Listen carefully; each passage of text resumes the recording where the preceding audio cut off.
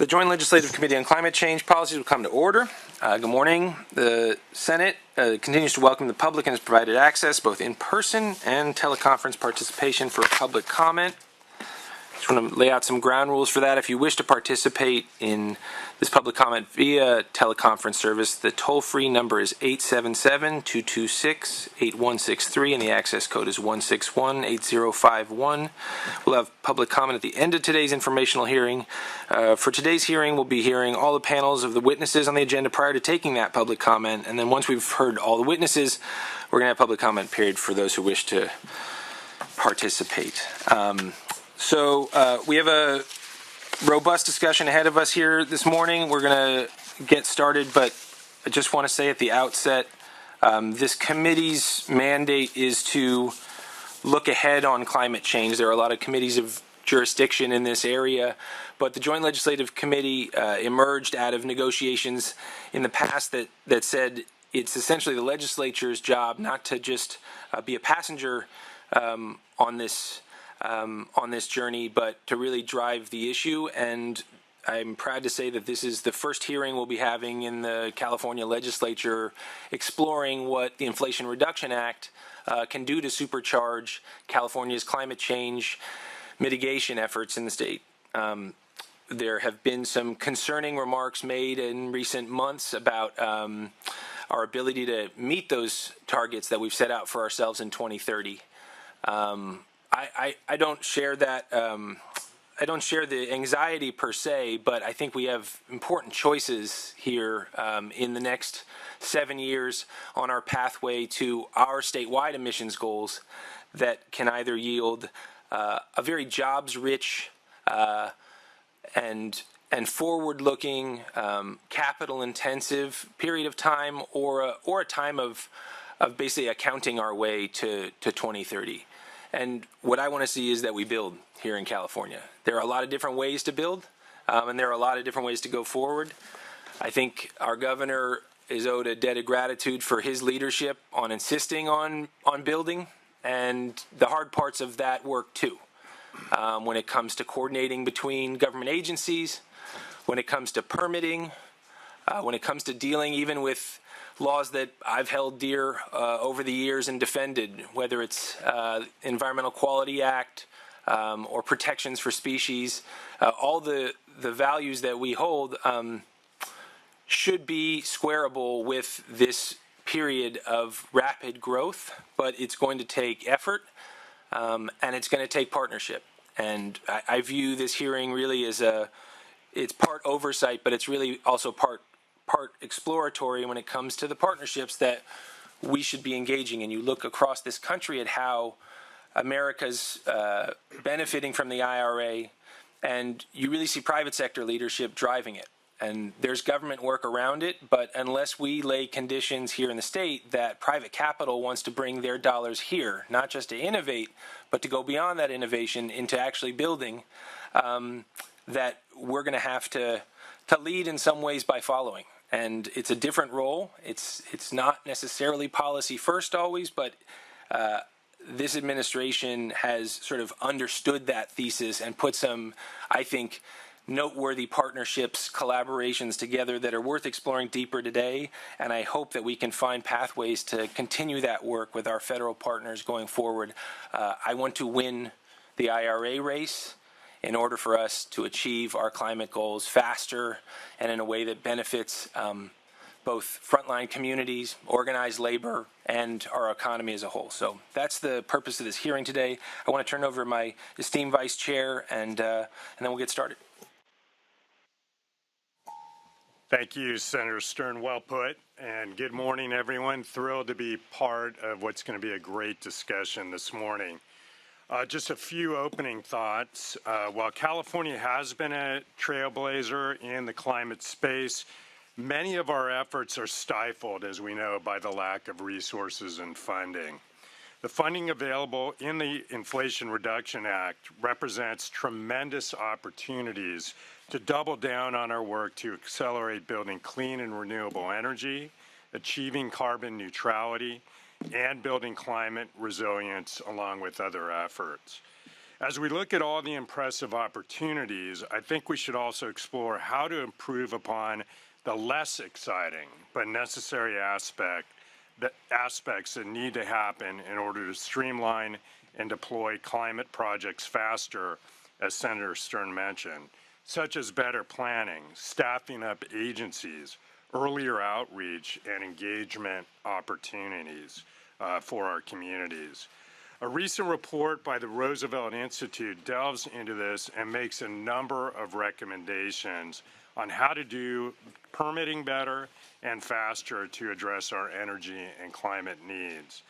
Apropos to today's discussion, I want to share that the state was able to secure a $155 million grant from the Federal Infrastructure Investment and Jobs Act to elevate a key section of State Route 37 in my district to guard against future flooding. And thank you very much to Senator McGuire for being instrumental in that. State Route 37 is a vital regional corridor that connects Marin, Sonoma, Napa, and Solano counties and enhances habitat connectivity for the San Pablo Bay. This funding would also help restore the Sonoma Baylands as part of a larger restoration and climate resilience effort.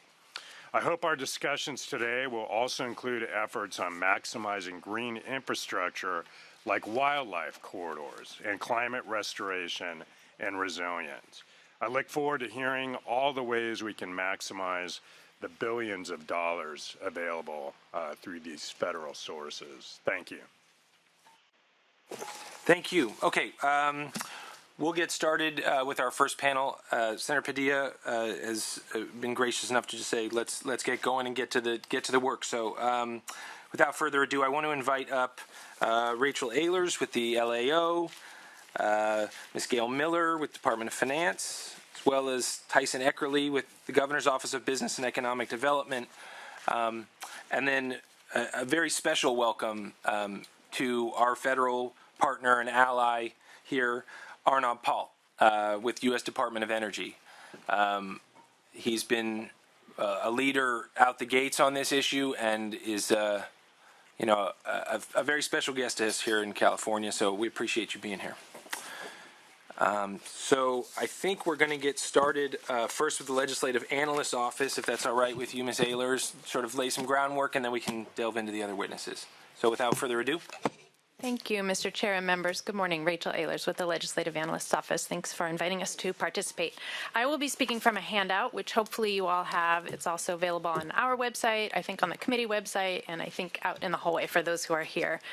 So I think my role here is to set the stage for what the state has done thus far, and specifically what you all in the legislature have done thus far to try and leverage some of these federal funds that will be the topic for the hearing, and that my fellow panelists will get into more detail on the federal side. So turning to page 1 of the handout, first to talk about some policy changes that the legislature made recently in partnership with the governor as part of this infrastructure package that I think everyone is familiar with. That was a big topic of discussion back in June. There were 6 bills that were part of that package, but I highlight 4 here that were specifically, I think, oriented around trying to leverage some of this federal funding and make the state more competitive to not only attaining some of the funding, but also getting projects done more quickly. So just quick highlight, SB 124 authorizes the state, if it does secure some federal funding, that for the iBank to be able to spend it. The legislature did add some components to that proposal to make sure that those expenditures are consistent with state law and the scoping plan for achieving carbon neutrality. Second, SB 149 made some changes around CEQA and specifically judicial streamlining and records of proceedings. Again, trying to, with the goal of trying to get projects moving more quickly, shortening the timeline for appeals if projects meet specific requirements, including for clean energy projects, and then also what types of materials are included in the administrative record. SB 147 made some changes around fully protected species and specifically the incidental take requirements around those in response to some concerns that those were making it more difficult for certain projects to move forward more quickly, trying to balance both protection of species but also the ability to get some of these projects done. And then finally, SB 150 added some requirements around high road construction careers programs and community benefit provisions, again, not only to achieve some of our workforce goals, but also around federal funding and making us more competitive. So turning to page 2, these are some oversight questions from a report that our office put out last month around how you all can oversee this package of legislation. I will just highlight the top 4 for you, which I think are most pertinent to today's hearing. Is this legislation doing what you intended? And are there additional steps you might want to take to achieve your goals? I think those are key questions. You know, today we're just getting started with this process, but as we move along in the next months and years, you know, are we moving as quickly as we want to with the projects that we have laid out as meeting our important climate goals? Are we being successful at attaining and leveraging more federal funding?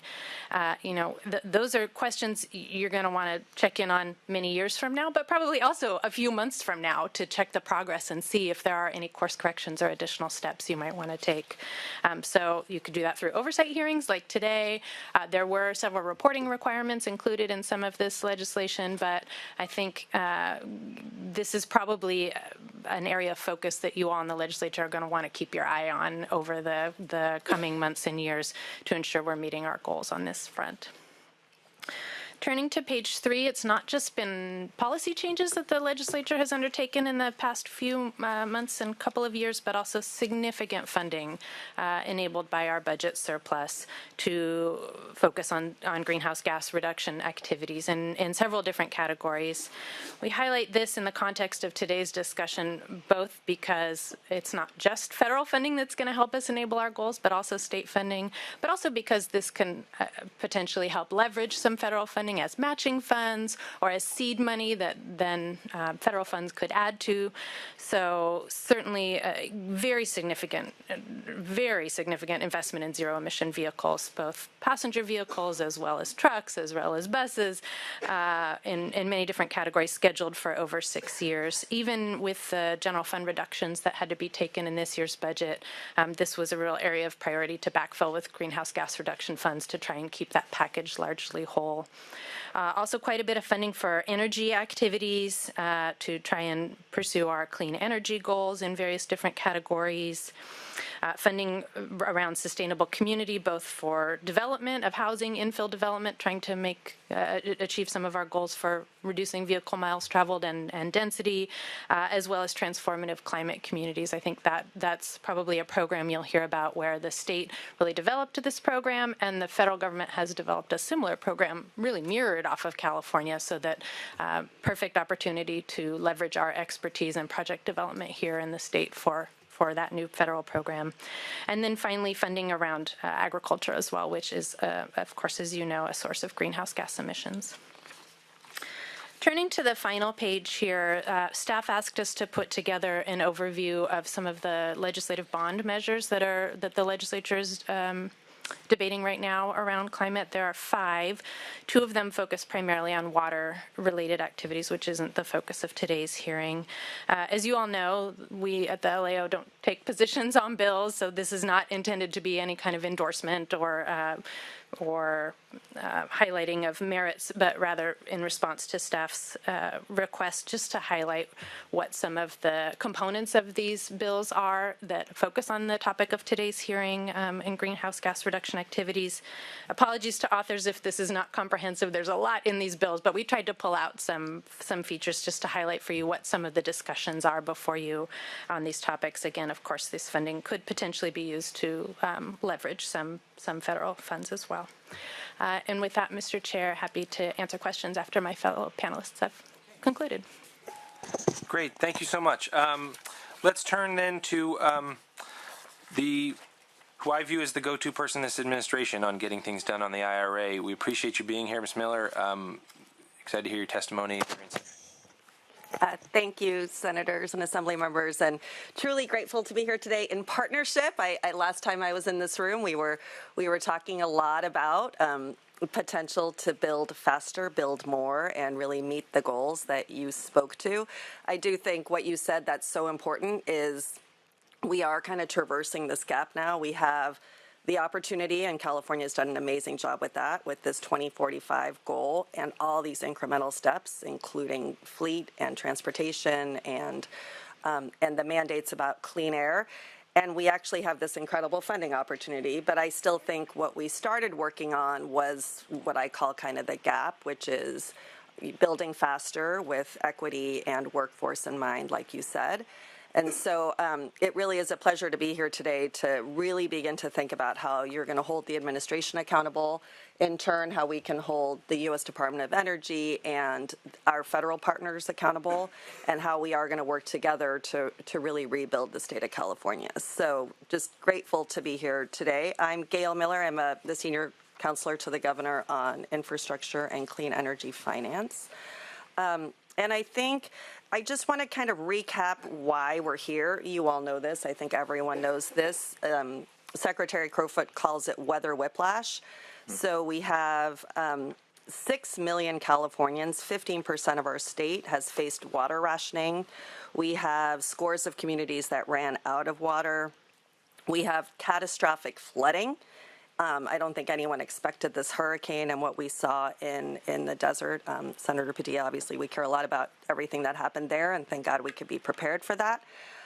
So as we go kind of from the driest and then to the wettest time in our 172-year history, I do think we are at the forefront of climate change. We all agree on that. We know that there is this epic opportunity with these federal opportunities, but we really have to figure out how we're going to get there. So we are going to continue to work together and see what we can do. And I think, to Ms. Ayler's point, I do think California leads the way. And to your team and the folks that put together the background, I think it's some really incredible information as to how and what we're going to do. That cough is probably from climate change, Senator. It's way too dry in here. So I think in partnership as well, and I know these things have come fast and furiously, and but the package, so we had a huge package this year about the how. Your package that you worked collaboratively with the administration last year was really the why. So we have these incredibly ambitious goals, and we all know how incredibly challenging it's going to get there to meet those goals. So no later than 2045, we're looking for carbon neutrality, 90% clean energy by 2035. We have new setback measures protecting communities from oil drilling. And we're doing all of this as we really increase our economic output. California is neck and neck with Germany in terms of becoming the 4th largest economy in the world. And so when California is acting, we're not acting as a state in the country. We are acting as almost our very own country in and of itself. So we do hear often where California goes, so everyone follows.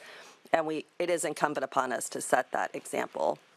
A huge challenge, and I think all of you have been super aware of this, is that we need 8 gigawatts of energy every year over the next 20 years. And now we know we have a plan from the California Independent System Operator. You're all considering a bill on energy and procurement, what centralized procurement will look like. You're all really working with us collaboratively, actually in another hearing right now on issues you really care about. What gets fired up when? How do we keep the lights on while making sure that we're really balancing our commitment to clean energy and keeping the lights on? So just on federal funding quickly, there's a couple slides in your deck that lay out this public-private opportunity in terms of the total $180 billion opportunity over the next decade that California has. And it's absolutely transformative. This is not just about climate and climate change. This is about an industrial revolution, but one that really acknowledges equity and workforce and making sure that we don't leave communities behind.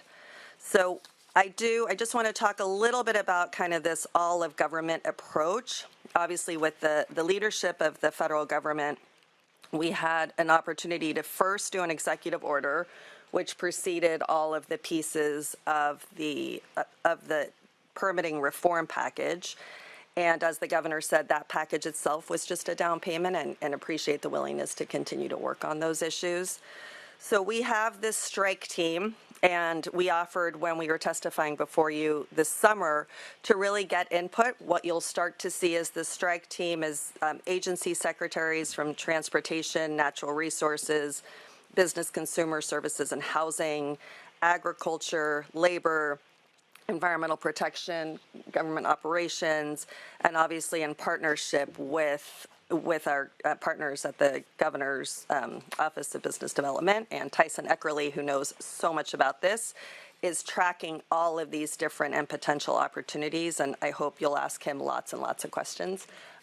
It really is this all-of-government approach, and we are constantly collaborating to see where the challenges are, what we can do better, how we can partner better with you. In that spirit, we'll be launching a dashboard, hopefully before you adjourn, so you'll really start to be able to see what and how we're tracking, and hopefully that will be a model for what other states are doing around the country. So obviously our goals, as you know, are we're going to secure all this formula funding. A lot of that happens through CalSTA, so a lot of that formula funding is transportation based. So what we're talking about, and we can go back and forth on this, then in some ways formula funding are the tax credits, and we have some folks in the audience that are the developers and the creators that are really figuring out how these tax credits are going to drive the market. Some folks are saying those tax credits are built in. I don't think that's accurate. I think there's huge opportunities to see how we create these capital stacks, tax credits, grants, first loss programs. We'll hear about the loan program office at USDOE and how we really create this opportunity to drive more investment in this state and make California the state of choice in that way. So we continue to really maximize that funding and make sure that all of that funding continues to meet California's goals, which is clean, safe, reliable, resilient, equitable, carbon neutral, zero emission. So you'll continue to sort of see what we're doing. And in the deck that Tyson provided, you'll see a smart sheet that helps maintain alignment. And you'll continue to see all the ways in which California is either applying for or partnering with the private sector to make sure that we're maximizing all of the funding available. And for those of you that have folks, especially in the audience, this is how we make this work, is through this collaboration. This has to be private and public sector. This is not sort of the tech boom. I think Senator Stern said this. This isn't like tech, which is happening, and we didn't have as big a part in it. This has to be done in partnership because the funding is following the policies, and California is at the forefront of policies.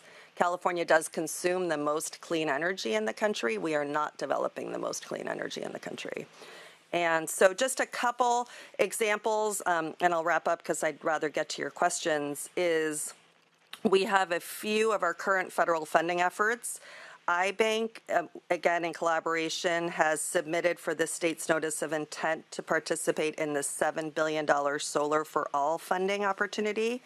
And we're happy to give you any more information you want on all of this. We also, that's one of the many opportunities out of the Greenhouse Gas Reduction Fund. I actually think your graphics are better. I mean, they're amazing.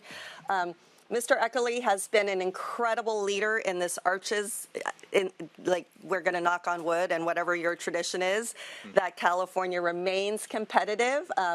We are doing, there's all-out press to really see if so much of the IRA is focusing on this green hydrogen opportunity.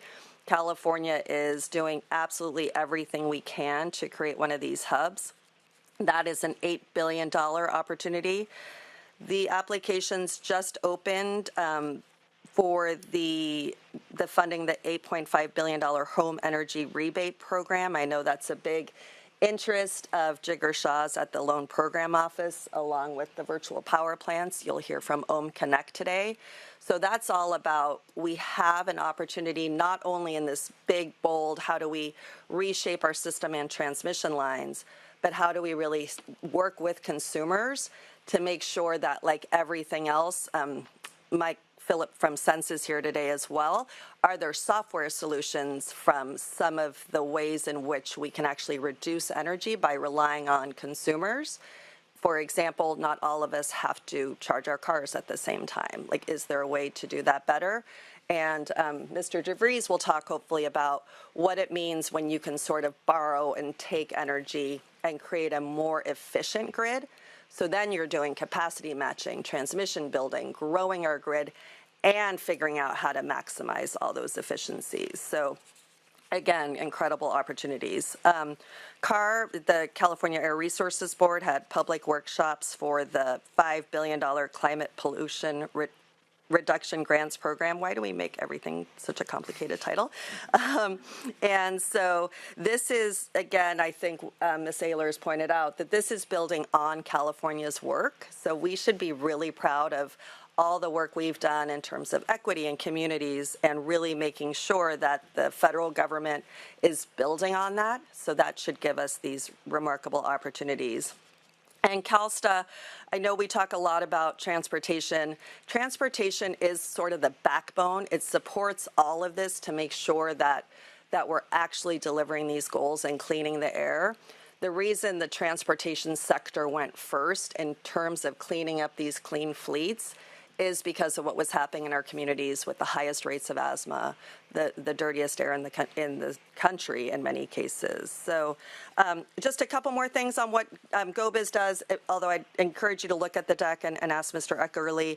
There's a crowdsourcing website. We're helping with funding. You can really, we have Atlas's Public Policies Climate Change Portal, and we've been awarded about $2.5 billion in competitive and formula funded climate programs. Again, that will continue to grow. That number is a little bit misleading when you compare it to the $180 billion. Just like us, the federal government is really working so incredibly fast. It doesn't always feel incredibly fast because of how much time it takes to get these programs out the door. So just to wrap up, I think there are at least a dozen federal funding grant opportunities available now. It is the reason we really put so much pressure and worked in such incredible partnership with you, Mr. Connolly, to your point, to make sure that we were restoring wetlands and protecting wildlife while really saying California is committed to this transition. We're no longer just talking about it. So I think I won't belabor the point of why this is so important, but it is, again, I think the partnership with the legislature and especially the folks on this committee has been extraordinary.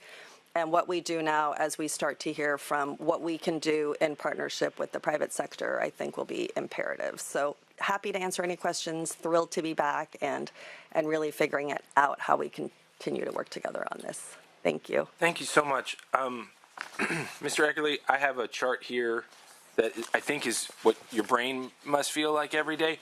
It's in 8-point or 2-point font, but do you want to start to sort of unwrap some of that for us, or do you want to move to DOE? Do you want to maybe give a little bit of testimony up front, and then maybe we can ask you some deeper questions, or would you rather just come back and just for the Q&A? However you want. I mean, I can just. Oh, did you want to? Well, at some point, I'd like to ask a question. Okay. Yeah. Okay. Yeah. So why don't you do some opening? Sure. And then we can, but be brief, and then we'll start to dig into your map of.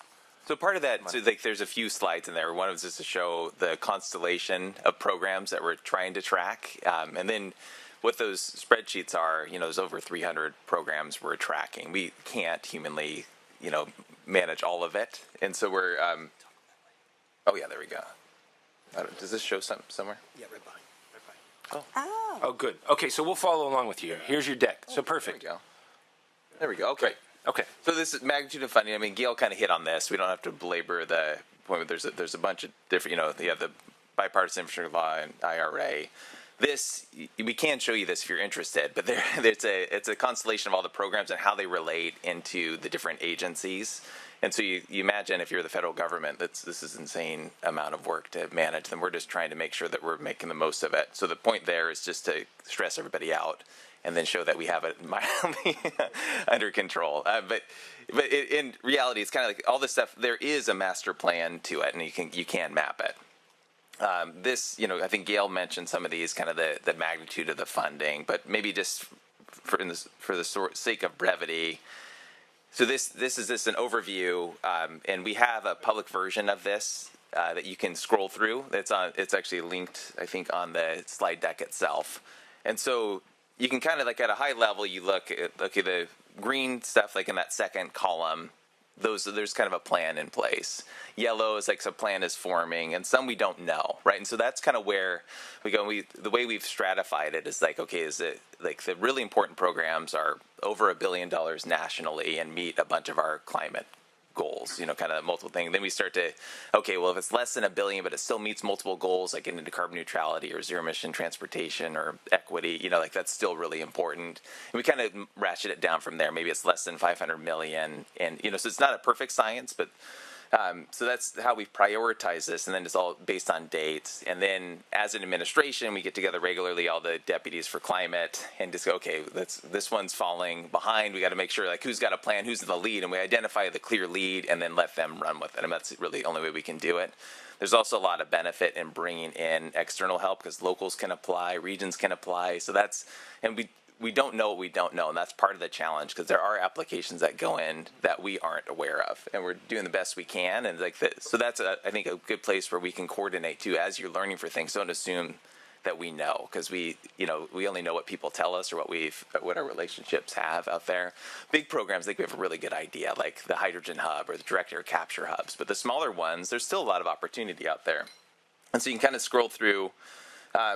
And then the other things, just, for as far as helping stakeholders, like all the resources that we pull on are on this website, so you kind of, and there's a lot there. Gail mentioned the Atlas Public Policy. We're partnering with them on this, and they're doing a ton of work. You guys can get accounts as well, and they do a great job of visualizing, how the funding is flowing. And, it looks nice because California is the darkest, meaning we've gotten the most funding so far in the country, so that feels good. But so that stuff is there, and they do a great job with it. And then we also have the tax credit, all the tax credit information there, so they, just at least all in one spot. And then the last one I wanted to show, this is a link, and you can click on it. And we haven't publicized this a bunch, but it's kind of more a public-facing one, where it's like, here's all the programs we're tracking. You can see whether or not we are aware. Like, so there's a green dot if there's like a plan in place. If there's something that's either yellow, red, or empty, and of something, like, please let us know, because that helps. But so I guess the big point there is a ton of opportunity, more than we can humanly track effectively. So it really is a collaborative approach that we have to, working across all the stakeholders to maximize this. But the more people can get focused on it, and the more leads we can identify, the better off we're going to be as a state. Stop. That works for now. Did you have a few more? You want to keep going? We'll come back to you and start to drill down. I think you had a crowd. Yeah, that was your. Oh, that's the crowd. Did I? Oh, yeah, that's it. Yeah. So there's like this has the crowdsourced part of it. It's over, but you can click on the link there, and it goes into our smart sheet, and then you can put in the stakeholders can put in information related to the programs, and it'll feed into a automated spreadsheet, so it helps us. Okay. I know you've now probably triggered 15 questions from my colleagues here, so I want to get back to you, but I do want to make sure we got time, at least at the outset, from the U.S. Department of Energy. Mr. Powell, you've been essentially embedded, if that's fair to say, as someone from Department of Energy, from this administration, specifically under Mr. Shah, who has innovated and got a mandate to transform this entire economy, essentially, out of the Department of Energy. So we appreciate you spending time and shaping this. I'm hoping you can give us some initial remarks. I hope that your mind map and crowdsource map are even more advanced than Tyson's, but I don't know how either of you hold it all in your head. I know you're not responsible for all programs there, but that general vision would be appreciated. It's a lot. It's an embarrassment of riches, but we we also know it can be fleeting and it's competitive, at least part of it. So your insight on how we can better compete would be much appreciated. Thank you, and thank you for having me here today. I will start this process off by saying that I am not involved in the hydrogen hub proposal at all, but I've heard great things. So, but I will I want to specifically talk about what's that? Oh, don't quote me on that. But no, my focus is really on the loan programs office. So what I figured I'd do is give just a really, really brief overview of that and really touch on some of the things that have been previously said about state-federal partnership, how we can leverage some of the state funds with federal funds, and sort of how we're developing an industrial strategy across the country that really needs state, local, federal coordination and input, and really just leadership from the private sector as well. So since I'm the new person, just a little bit of my background, I'm a principal consultant to the Department of Energy Loan Programs Office and Director Shaw. Yes, he has tasked me with working with California. So I'm a double agent of sorts, if you want to call it. And I'm also native Californian, so I'm very proud to be working with all of you here. Prior to my role at DOE, I was senior staffer in the United States Senate, so I negotiated many of the key provisions in the IRA, and a lot of what we're doing here today is very near and dear to my heart. And we spent a year and a half, day and night, trying to get it across the finish line. So it makes me feel really good to know how hard and how focused you guys all are on executing on this. So thank you all for that. This is not easy. So if it sounds hard, it's because it's hard. So the Loan Programs Office really works with the private sector to finance the deployment and scale up of innovative clean energy technologies, build infrastructure and domestic supply chains, and basically create jobs and reduce emissions across communities in the country.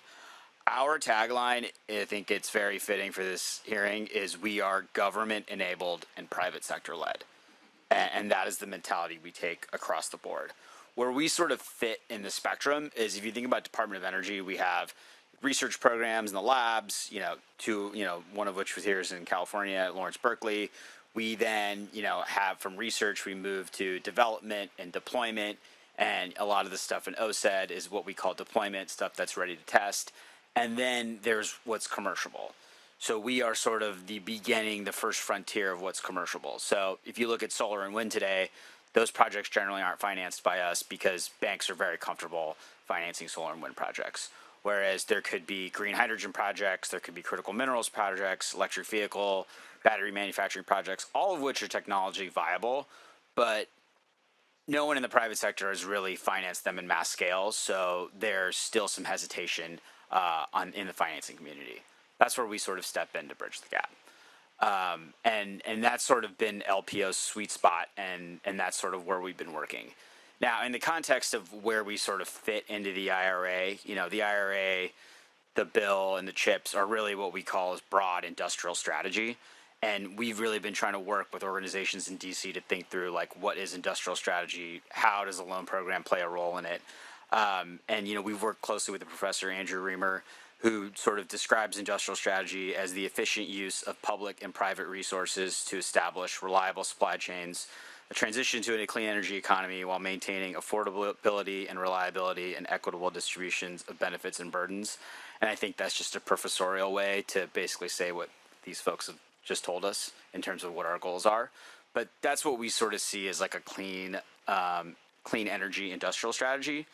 And really for this, this strategy is not new. It's been done throughout American history in various other forms, whether it's the railroads in the 1860s, the national highway system in the 1950s, and really our LPO's authority from the Bipartisan Infrastructure Law and the Inflation Reduction Act has really led to investments that exemplify this industrial strategy and is leading the transition to a clean energy economy. So just a couple examples in terms of what we've done since the IRA has passed. We have given out $13.5 billion in conditional commitments across Blue Oval, Core, CellLink, Li-Cycle, Redwood Materials. These projects work across electric vehicles, stationary storage supply, batteries, and they're all sort of important steps towards onshoring and reshoring next generation zero emissions manufacturing in the United States. And, you know, those are the types of projects that we're looking to work with. Now, in California specifically, we think there's an opportunity to partner both here and in states across the country. And, you know, as a part of industrial strategy and for it to be successful, it needs to be developed and implemented collaboratively across governments, the private sector, and nonprofits. And that's sort of what we're doing here today. Now, our example of that collaboration is a program that we call the State Energy Financing Institution Program. And, you know, before I go into it, your colleagues here at the state have been phenomenal to work with. And over the past few months, we've really been working hard to stand up state energy financing institutions in California and across the country. So we're working, you know, in Alaska, in the Northeast, in the Midwest to really establish these all across the country. Now, what the State Energy Financing Institution Program does is it state agencies that are identified as state energy financing institutions are able to basically have the authority where when a project developer uses money from these CEFIs, is what we call them, and then they apply for a loan in our program, it waives one of our most onerous requirements, which is the innovation requirement. So we have many project developers that want to use our program, but you know, their project may not be considered quote unquote innovative enough, but still important for infrastructure, decarbonization goals, equity goals that we all talk about. So for example, you know, if a project developer was like, we want to build large scale distributive storage and we have like a grant from the CEC, they can then come to us with that grant and be like, we have this grant from the CEC. We don't have to go through your innovation process. We can get a loan from the LPO, and then someone can, you know, they can go get equity from either their company or a private investor, and they can build a capital stack for a project. It's a little wonky, but from a project finance perspective, it's really powerful, and it's an ideal way where sort of the state and federal government can partner together. So part of why I'm here today and why I've been sort of working with you all here in California is really to find, you know, places both at the state level and with developers where we can find those types of projects and really allow developers in the state to access that capital. In terms of action for California, I think, first off, I think the state is taking all the steps needed to engage in the CEFI process, to really work with project developers and to find these project opportunities. And we're going to continue to need to do that coordination over the next, you know, 12 to 18 to 24 months as the programs ramp up, as people start to use the tax credits. And if there are specific pots of money that the state wants to identify that can work specifically with our programs, like we're always open to having that discussion and figuring out what works and what doesn't work. And, you know, there are other states that are pondering very similar approaches. So I think there's a lot of opportunity for us to work together.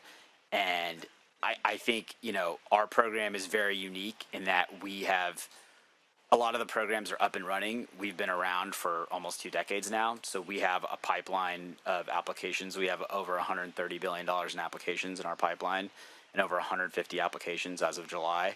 So we sort of see what's coming down the pipeline, and we sort of have our processes in place to get projects approved.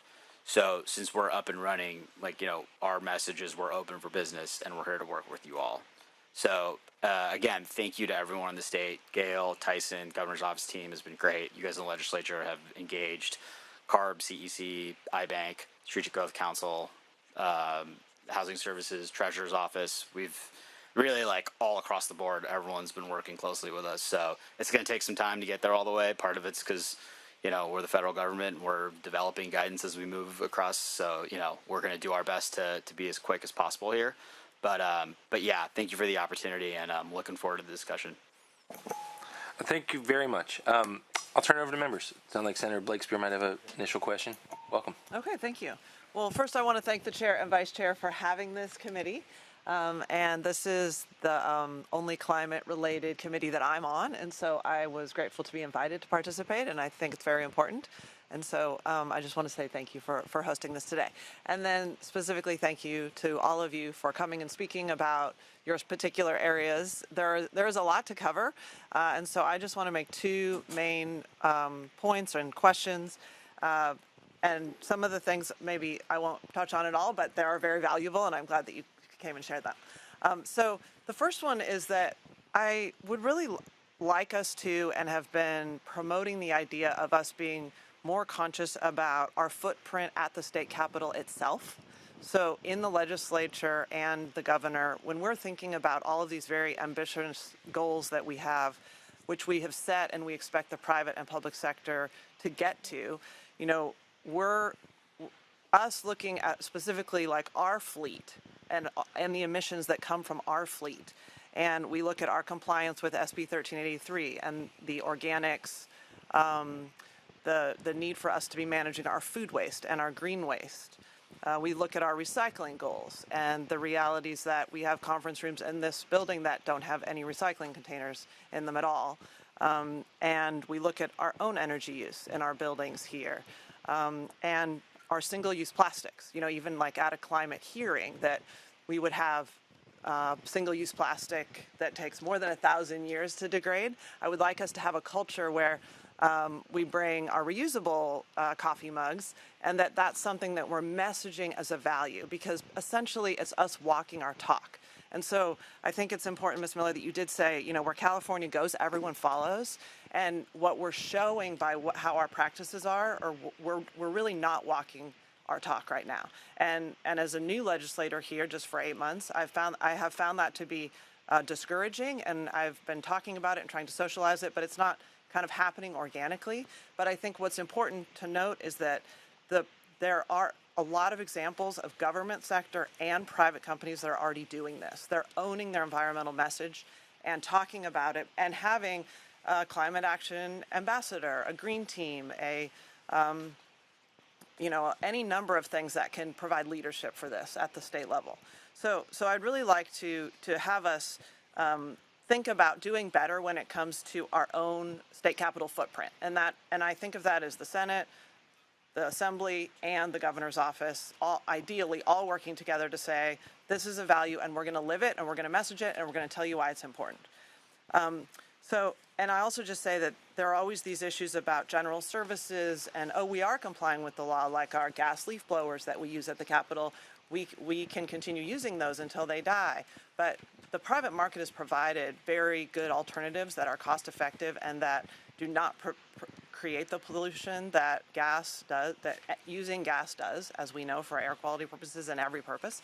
And in some ways, it just takes a little bit of that will to say, we know that we could keep doing this under the law for another 2 years, but we're going to make the transition now. And the same thing, I think, should be happening with our fleets, because there are cars that are being replaced at all times. And we are asking the public and private sector to do it. We should do it ourselves. So I just want to put that out there. And I'm happy to have any responses if anyone wants to say anything. Yeah, I think those are all great points. I'd love to get back to you on the idea. Some of, as you point out, especially the footprint of this building is Assembly and Senate rules, and we are tenants of your buildings and grateful for that. So would love to talk a little bit more about how to really create that type of collaboration. And in terms of, you're right, I think the state does comply. How and when we get farther ahead is something that we would have to get back to you on. Some of that, for example, the clean fleets, we were programmed to do that faster.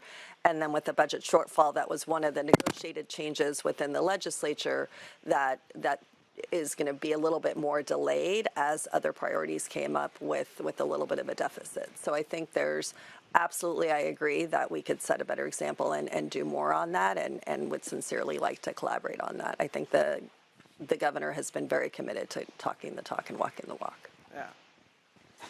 Did you want to say anything? No, it's okay. Oh, Okay.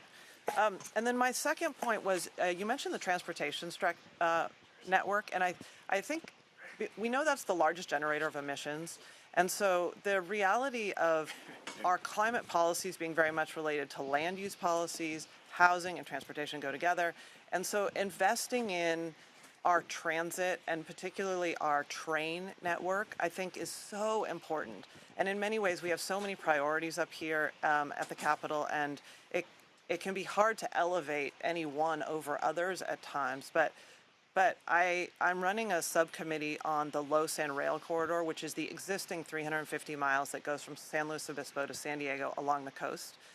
A lot of it along the coast, not exclusively, but the sections along the coast, parts of them are vulnerable to sea level rise and bluff failure and other climate-related things.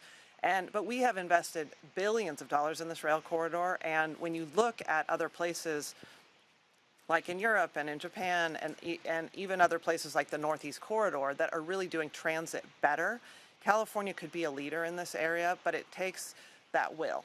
And so I just want to put out there that there's so much potential for growth in transit, and there's a hunger for it. People want to be able to take a train and go the places they need to go, but we have to make those investments in the infrastructure. So I know there's a lot of leveraging of the federal money that's available, and I hope that we're positioning ourselves around particularly transit and our train network to access that for California. So those are my 2 comments, Vice Chair. Thank you. Thank you. A few comments, and welcome to Senator Allen. We'll turn it to you next. As we look to maximize use of the IRA, does the administration have a single point of contact that folks can access for the IRA? Within the state government? Yes. I'm the point of contact, although again, this is really an all-of-government approach. So as hopefully you know from our conversations, when I'm contacted, I'll get you an answer. I will not have every answer because you can see the level of complication. But we are, and I hopefully what you'll start to see is multifold in terms of when these dashboards are up, for example, that GovOps is working on to make sure that you can see what we're doing more in real time. You should start to have some of your questions more readily answered. I think what Mr. Eckerly talked about in terms of really all of obviously the state opportunities we're clearer on. It's some of these other opportunities where we can collaborate with local governments that we probably do need some support from you on, just to make sure that we're accessing those and supporting your local communities. Rail is a good example of that. So that's our goal. And my goal is to make sure that we really get your questions answered. But again, it's practically every state agency is working on this in some way.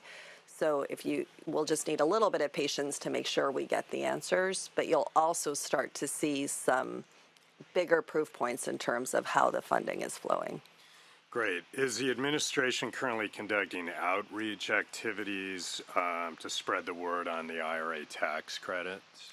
We are and we're not. I mean, I think that's a really great question for your next panel. We do think that we know, and the federal government Treasury are tracking everyone that is eligible. I think that the direct pay tax credits and the ability to sell them now, I think they've made some changes at the federal level that make them more accessible. Mr. O'Connor from Wilson Sonsini, not to put you on the spot, but I think knows a lot about the tax credits. So I'm not sure we have done, certainly we think that's the responsibility of the federal government in some ways. We have a lot of opportunities to collaborate and work with people, but it's not something that the state has any ability even to answer questions on. So early on, we worked with John Podesta and his team and Janet Yellen and her team in terms of what a more efficient tax credit would look like. And we worked with companies in California on this example of direct pay and transferability and saleability. So those are the pieces that we're really working with. But we do rely, this is a perfect example where we rely on the private sector to be able to take advantage of those. Yeah, and just a related question, so maybe we can also follow up, would be aside from outreach, what else can we be doing to maximize use of these tax credits? Again, I think the thing we can do better, and this is where I think this three-legged stool, so the tax credits are the first step, but then I think the CEFI program that Mr. Paul was referring to, where if you have a tax credit and any type of first loss program money from the state, whether that's from a grant or a loan from the California Energy Commission or the Treasurer's Office or even the iBank. So that's money then from the state. So now we have two pieces of that capital stack plus the private investment. And then the third piece should be a more seamless opportunity at the loan program office. So that's really where we're digging in. We're going through, and anyone that's received state funding, because it unlocks the loan program office, we're trying to encourage them to go through their underwriting program in order to qualify for federal financing, because that's where we think the biggest opportunity is, rather than just the private sector. The other piece of this that's super important when we talk about clean fleets, for example, there's a drayage company. So they've unlocked all this low carbon fuel standard funding to try and clean up drayage in the state, which reduces their costs by 70%. So part of what we're trying to do with the loan program office is ask questions about which parts of the financial incentives in the state qualify to unlock the federal funding. So that's where we see our role as most effective, is leveraging what we're doing at the state with the federal government. And we're assuming that's on top of the tax credits. But again, open to feedback on that, but that's been our operating assumption on that. Yeah, let's keep in touch on that. Final question for now. Given all the funding available with the IRA, how does this change the administration's approach to, for example, accelerating EV adoption, building a renewable grid, et cetera? Are there perceived gaps within the IRA funding that the administration is focusing your efforts on? We're not accelerating any more than we have in terms of our goals are among the most ambitious in the country. We are very focused now on what it takes to build out our grid to meet the EV goals. We are really creating many economies for every one of these pieces. So clean fleets, for example, the EVs, EV infrastructure. So we are focusing on the implementation and what it takes. In terms of the gaps, I think next door or downstairs, they're talking about these very issues on energy production and reliability for the first time really ever in California. So just 30 seconds on, we have FERC at the federal level, and then CAISO, the California Independent System Operator, who really relies on these tariffs in order to figure out what their queue is and where those interconnections are that everyone needs. And then the PUC that procures power and sets rates. And then the CEC, and I hate talking in acronyms, I apologize, the Energy Commission, who really is funding some of that. So for the first time ever, we have, for the last 2.5 years, had a memorandum of understanding between three really independent agencies, and how now we can bring that entire system together so it's not separate. So what you'll start to see is obviously greater procurement coming from the PUC. You'll start to see a lot of different rate cases. So what does it look like to build the infrastructure? And I think those are challenges that are not unique to California, but are certainly challenges we see in terms of implementing and maximizing the IRA. I think some of the biggest obstacles will be our grid. And then will also be the piece I think we're doing really well at is transportation. And that, I think, is a piece that we're trying to match up so that there are no other barriers to entry for folks to get into the state. And then our final challenge, and as the governor said, the permitting reform, as challenging as that was just a down payment. We will have to continue to build faster in California, mindful of everything, Mr. Connolly, you spoke about, wildlife protection, wetland restoration, making sure that we keep California's principles in terms of CEQA intact. Right, thanks. Senator Allen. Yeah, I first of all, thank you. Obviously we all had lots of intense discussions in the course of the. I know you missed my opening where I was so happy to be here in partnership. I know, and I apologize. I apologize. And look, I mean, obviously it was a crazy process. It happened very quickly, and got some pushback from some of my colleagues on for that reason. But we did it because we want to make sure that we're able to access the funds. And obviously, I appreciate the robust discussion we've been having so far, and I think we're just all really hopeful that this will make a difference. We did make some significant changes to some bedrock environmental law, and we did it for a reason. And so, whatever we can do to make sure that we're supporting you in getting this federal money to get these good projects online, we certainly want to be a part of it. So I know that's something we're all working on. One thing I'd love to ask you about is water infrastructure. Where does that fit into the mix? I apologize if you talked about it while I was out of the room, but where is that in the conversation right now with Washington? Because it was certainly part of our infrastructure discussion.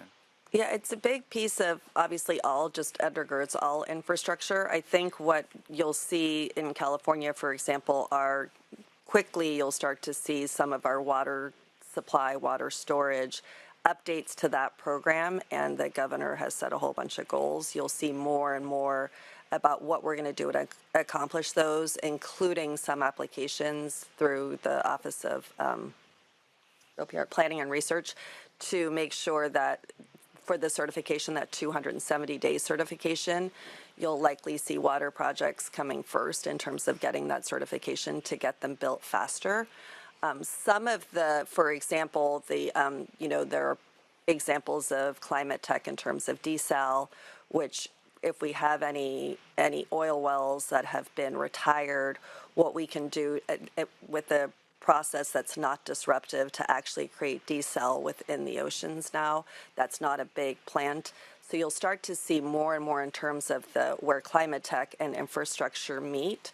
And those are the places that we're really working. So I think it's twofold. One is, how do we implement all of this state's goals, which include projects like sites?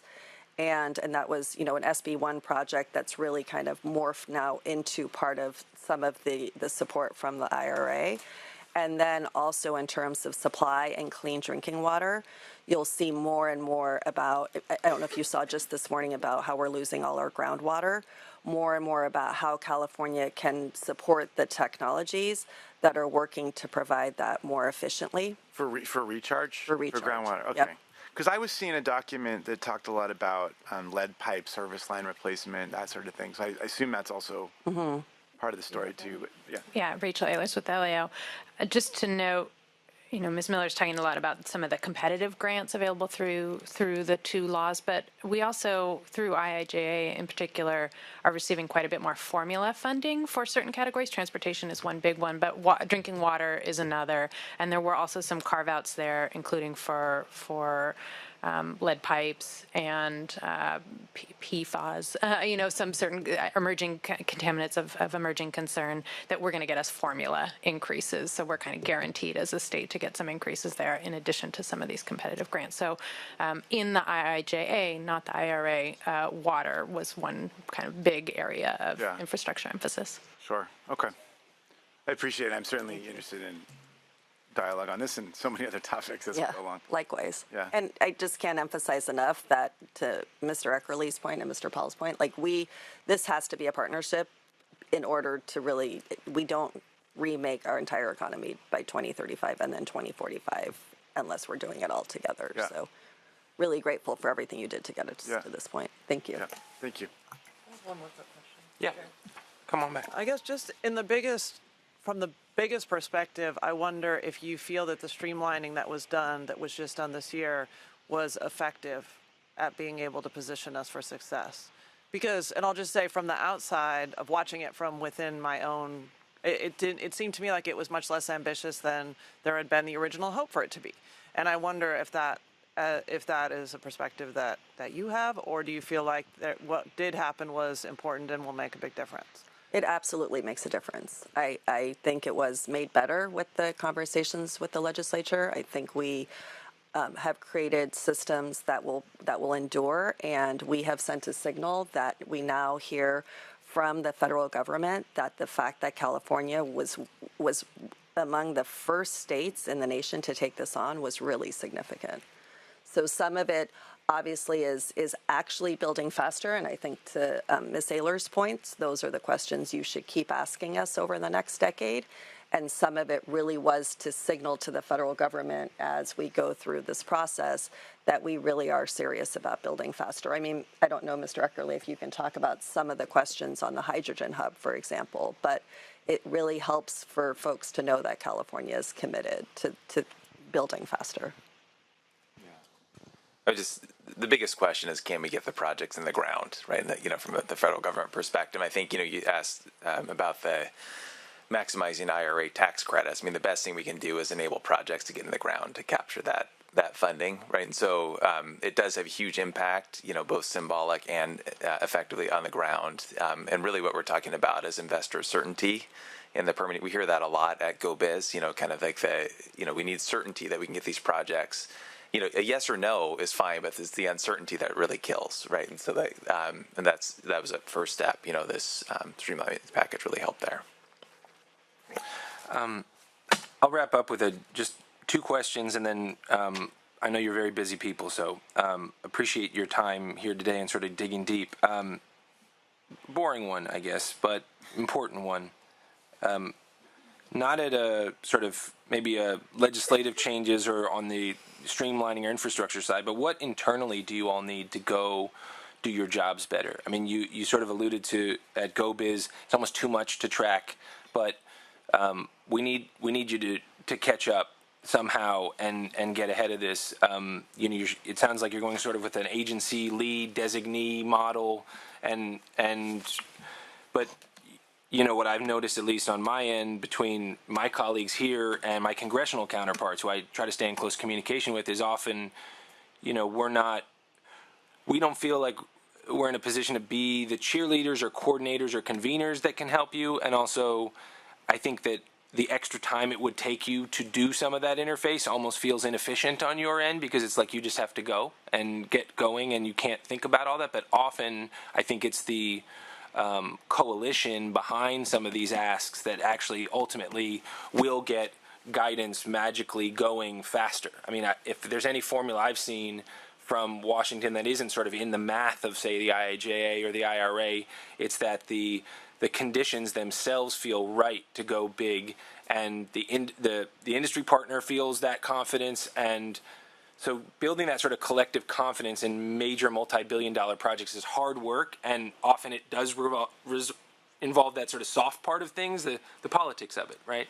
But what more, I guess, what more can we do, to on a very internal level, like make some of that clear so that we know how to map the billions over our districts, so that members actually know what could be possible if they got together with their federal counterparts and worked at it. We just saw U.S. Senator Padilla yesterday in our chambers and welcomed him, and I mean he's our guy now. But how do we coordinate there? And then, but really just an administrative capacity level, I would love your recommendations or suggestions as to what is needed just from a capacity perspective. Is it things that you want to see? Does GoBiz need to be built out further? I know you're adding capacity on the energy side. You used to just do transportation and ZEV stuff. Now you've sort of made new hires and added folks. But just curious for sort of, for our selfish purposes, sort of unlocking the coalition side, if you will, and not making that just your burden to solve, but kind of letting us help with that. And then just for throughput, what's missing?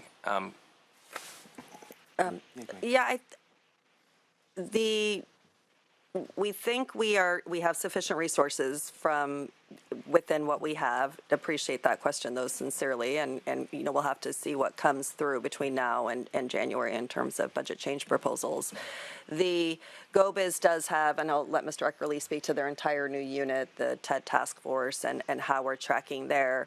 And then in addition, so everything that Mr. Eckerly just went through will feed into the 8 large categories that we're tracking as part of the strike team: transportation, energy, ZEVs, hydrogen, among others, water, and make sure that we're starting to show you a map for you where things are in your districts, and that's how we'll really begin to build those coalitions. But that will be iterative. You'll see the beginning of that hopefully before you adjourn, and then you'll continue to iterate on that, and that's when we're going to come to you for partnership and see see what you're hearing in your districts and how we can do better at really those soft pieces of making sure that we get requests.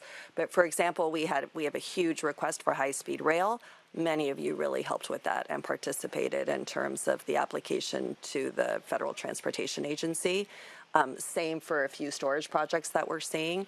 So it is right now, I think your question is, how do we create more organization around that? Right now, it's more serendipitous.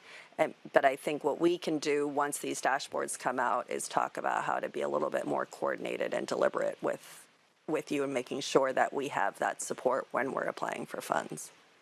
And we know your boss, this governor, is very into sort of performance indicators and a very tactician in sort of that element. Is that the kind of stuff we're going to see then in this dashboard of like those key performance indicators or whatever the new sort of way of measuring that? Are we going to see, I mean, LAO had sort of talked about, I forget the phrasing, but it was sort of project delivery timelines, things like that. Is there an intent to sort of hold yourself to some, like put some goals out there and then give us things that we can help hold you to and say we need to hit that? Is that sort of what we should anticipate coming down the pike, you think, with that dashboard, or is that a little bit different? Yeah, you should definitely expect that. Will be iterative, so you'll see it the first, almost a beta, but making sure that you can see it, you'll give us input, and we'll continue to iterate and improve on it. I don't know, Ms. Ehlers, if you have good advice for us, too. Yeah. Well, I just would highlight one, I'm certainly not here to advocate for more state staff right now, but I think, especially in a budget deficit context, but I do think one kind of benchmark or data point you're going to want to keep an eye on is the permitting timelines and taking a look at, are there bottlenecks that are occurring in certain departments, because we do have a lot of environmental protections that are very important that we want to be sure are maintained, but sometimes there could be capacity issues at particular departments. Not necessarily even environmental, right? I mean, you're talking local building inspectors, the fire marshal's certification of, a charging station being compliant with whatever the local fire safety code is, state architect interfaces with school districts on shade structures. I mean, all kinds of... Right, and the local ones will certainly be harder for you all to get involved in, but the state ones are under your purview. Right. So is it Fish and Wildlife? Is it Coastal Commission? Right. Is it local regional water board, which is a state agency? So just kind of keeping an eye there if there are bottlenecks or synergies or efficiencies that maybe you could help enable. That's a great point. And we actually have done a mapping exercise of permitting that we'll share with this committee, just so you can start to see where we are in terms of that question. I think another question, and I don't know if we don't know how to figure out the answer, but is folks that are not applying. Redwood Materials is a good example of this. They were choosing between California and Nevada. They were done with their Nevada permit. This is not what California should do in 24 hours. So that's an example of a company that located in Nevada that never even got in a process in California because of how long it took. So that would be the other measurement, where are the bottlenecks in state government and what can we do better without statutory changes. And then the flip side is the kind of the but for California's certain parts of California we would have located here. Yeah, and I mean, I think the question will be whether our commitment, say, to the environment, to equity, and to jobs, right, is sort of like, it's not just, there's a bigger bottom line than just that. Will we be recognized at a federal level as competitive, even if, say, next door neighbors can undercut us and go very fast? And, we have right-to-work states right on our border. We have all kinds of quote-unquote efficiencies that actually leave people behind. And so my hope is that we can show an example of how we do it the right way. We'll talk about that a little more in the next panel. I'd be remiss not to ask you all, before we wrap this one, I guess hypothetically, but when it comes to more investment from bond financing, so the clean energy pieces of the bond, there's water in it. A lot of the topics we've discussed, you're sitting here with joint authors of the Senate bond. We're very excited about the measure. We are hoping the administration can keep encouraging the process. Just how much more, if we're not just relying on general fund and we can leverage public dollars, are there more strategic ways that we can look at that? and sort of in advance, right, organize it in a way that we know our partners at the LPO office here at DOE, or we can show taxpayers, in other words, and the fiscal hawks who need to be out there looking at debt capacity.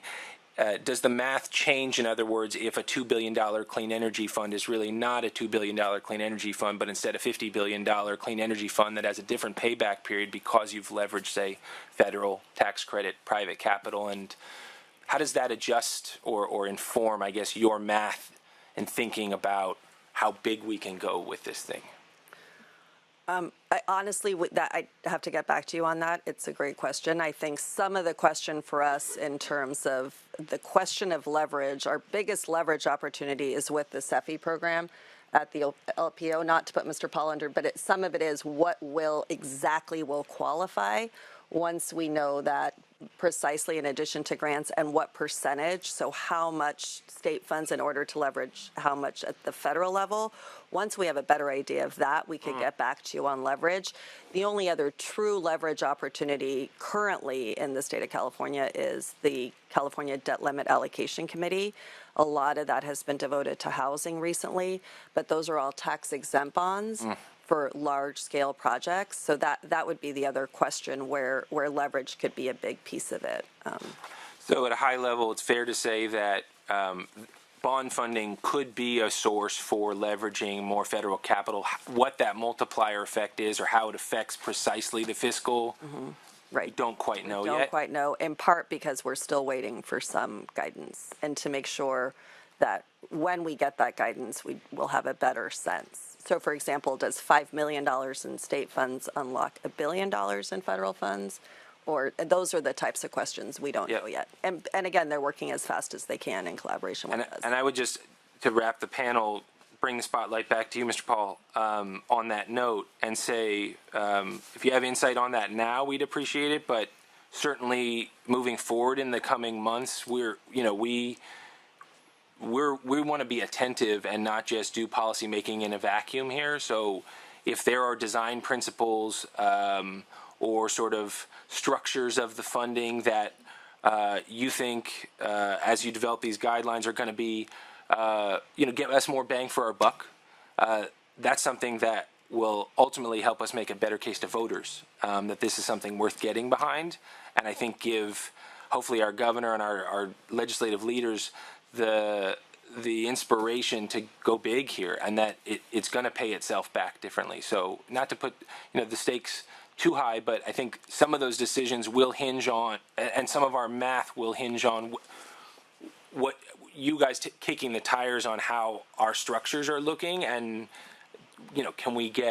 are there things we need to change, right? Is there feedback informally even that says you should actually be designing, be clear that it needs to be in the iBank here. The CEC needs the right kind of mechanism to do their clean energy reliability funding or whatever it may be. So they're pretty flexible categories right now, but we don't want to sort of just do bond drafting and policy making in a vacuum, right? We want to line it up with you. So I'll let you close this one out. Yeah. So, and thank you. I'd say two things. One, we're working on the guidance of like what we think meaningfulness would be, and I do think there will be some project specific determinations. Like meaningfulness may be something different for a different project, but I think there will be some general guidelines, so you'll be able to really know how to what to expect in terms of a capital stack. In terms of actually designing programs, we are more than happy to have a detailed discussion with all of you on what we think is, where we think can be most helpful, what we're seeing in other states. But I think the general principle is flexibility, and specifically technology flexibility, and that, our pot of financing funds really goes across 13 different technologies, I believe, off the top of my head. So having funds available to work with our project finance tools that go across those technologies, I think will give you guys the most opportunity for impact. And I think if we were to canvass the state, I'm sure there's places that there's programs like that, but I think that would be like a general principle to start with. But we're also happy to have the discussion of where we think projects will work best with, state financing and, bring our potential applicants into the conversation, and you can hear from them more so than even us. So that's a lot of what our power is. Like, we have so many private sector voices that are a part of our program. That's a perfect transition for our next panel. We have some of those very people here with us today. So thank you for teeing us up, for doing the diligence, and we really appreciate you all being here. Thank you, Mr. Vice Chair. I know you have a prior engagement, so we do appreciate your input here. Calling up, why don't we can do this all at once here. And we do have a hard stop at noon, so we're going to have to be efficient with our time. Marion Borgeson with Natural Resource Defense Council, Cisco DeVries with Home Connect, Hudson Gilmer with Line Vision, Jeremy Smith with the State Building Trades, and Zach Liu with the California Green New Deal Coalition. We want to welcome you all, and I'll let you all get settled for just a quick second here.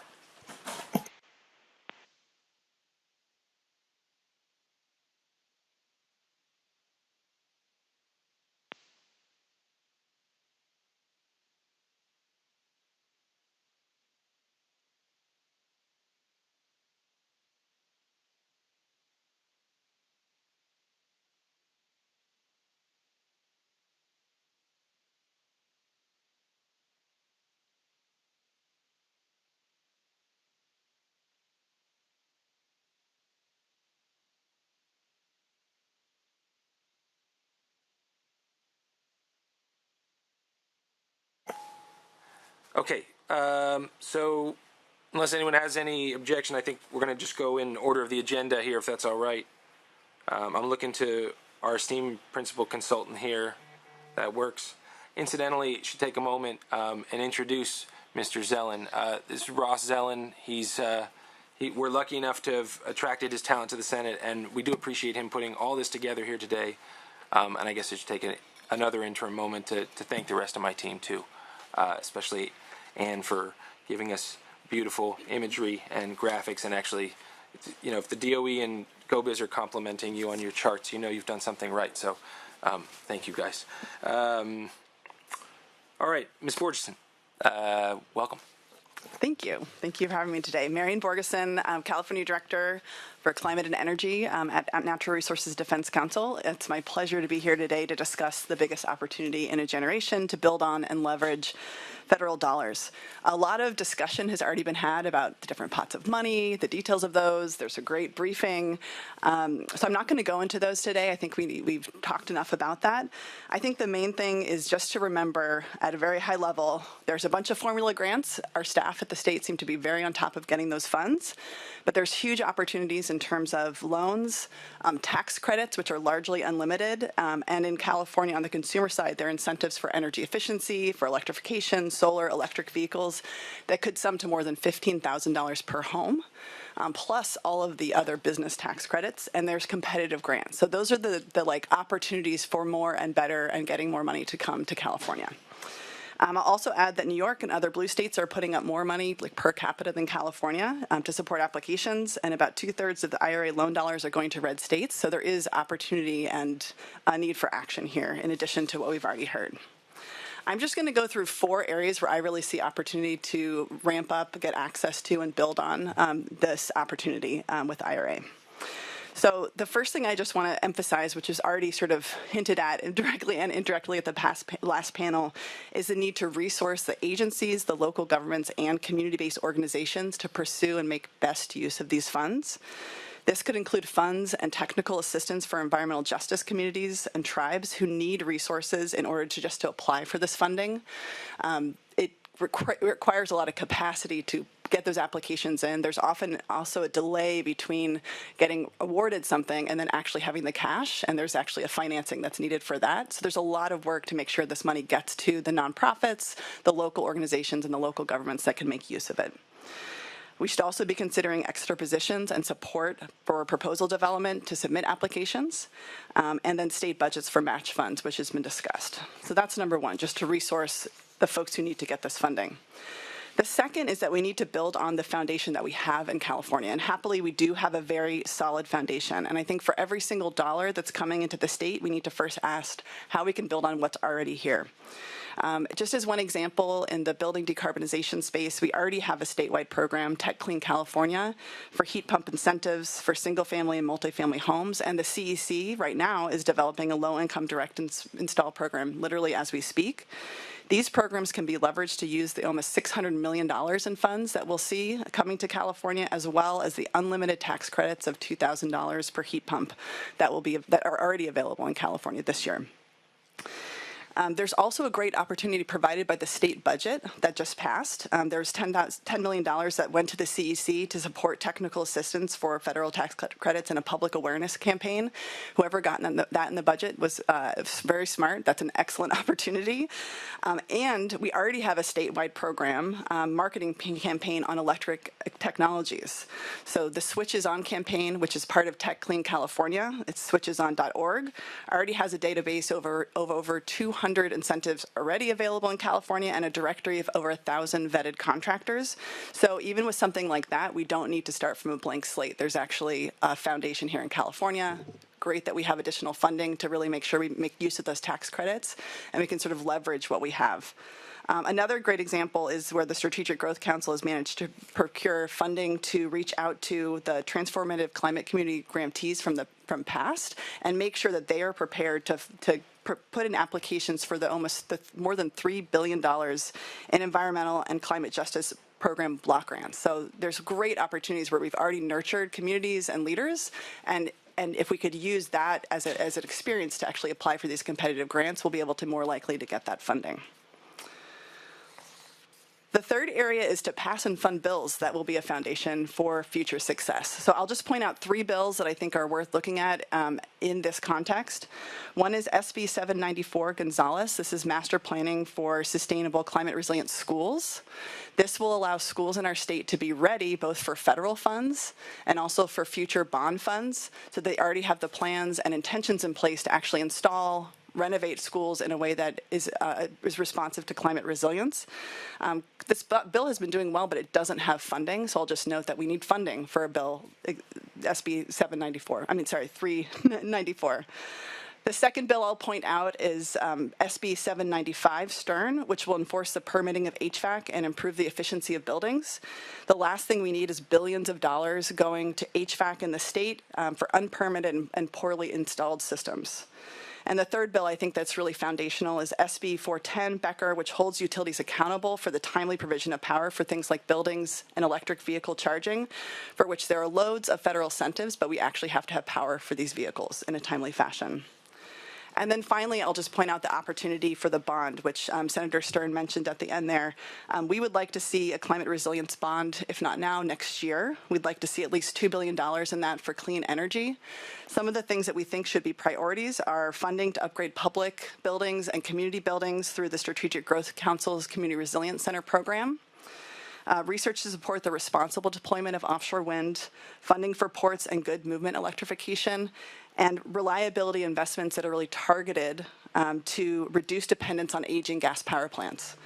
And so while the IRA is a massive investment and we've made really great investments in the state in the last 2 years, something like a climate bond can continue to nurture that momentum and really start to pave the way for the future that we need to 2030 and 2045. So I'll stop there, but thank you so much for your time. Well, thank you. I'm just filling in here for the chair, but we appreciate your comments, and we'll just move on to the next person now. So, Mr. DeVries. You got it. Thank you. Thank you very much for having me here today, members of the committee.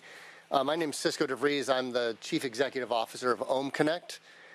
We are a free service for residential customers that allows people to helps people reduce their energy use, and then rewards them for reducing their energy use at key times when the grid is dirty, expensive, and congested.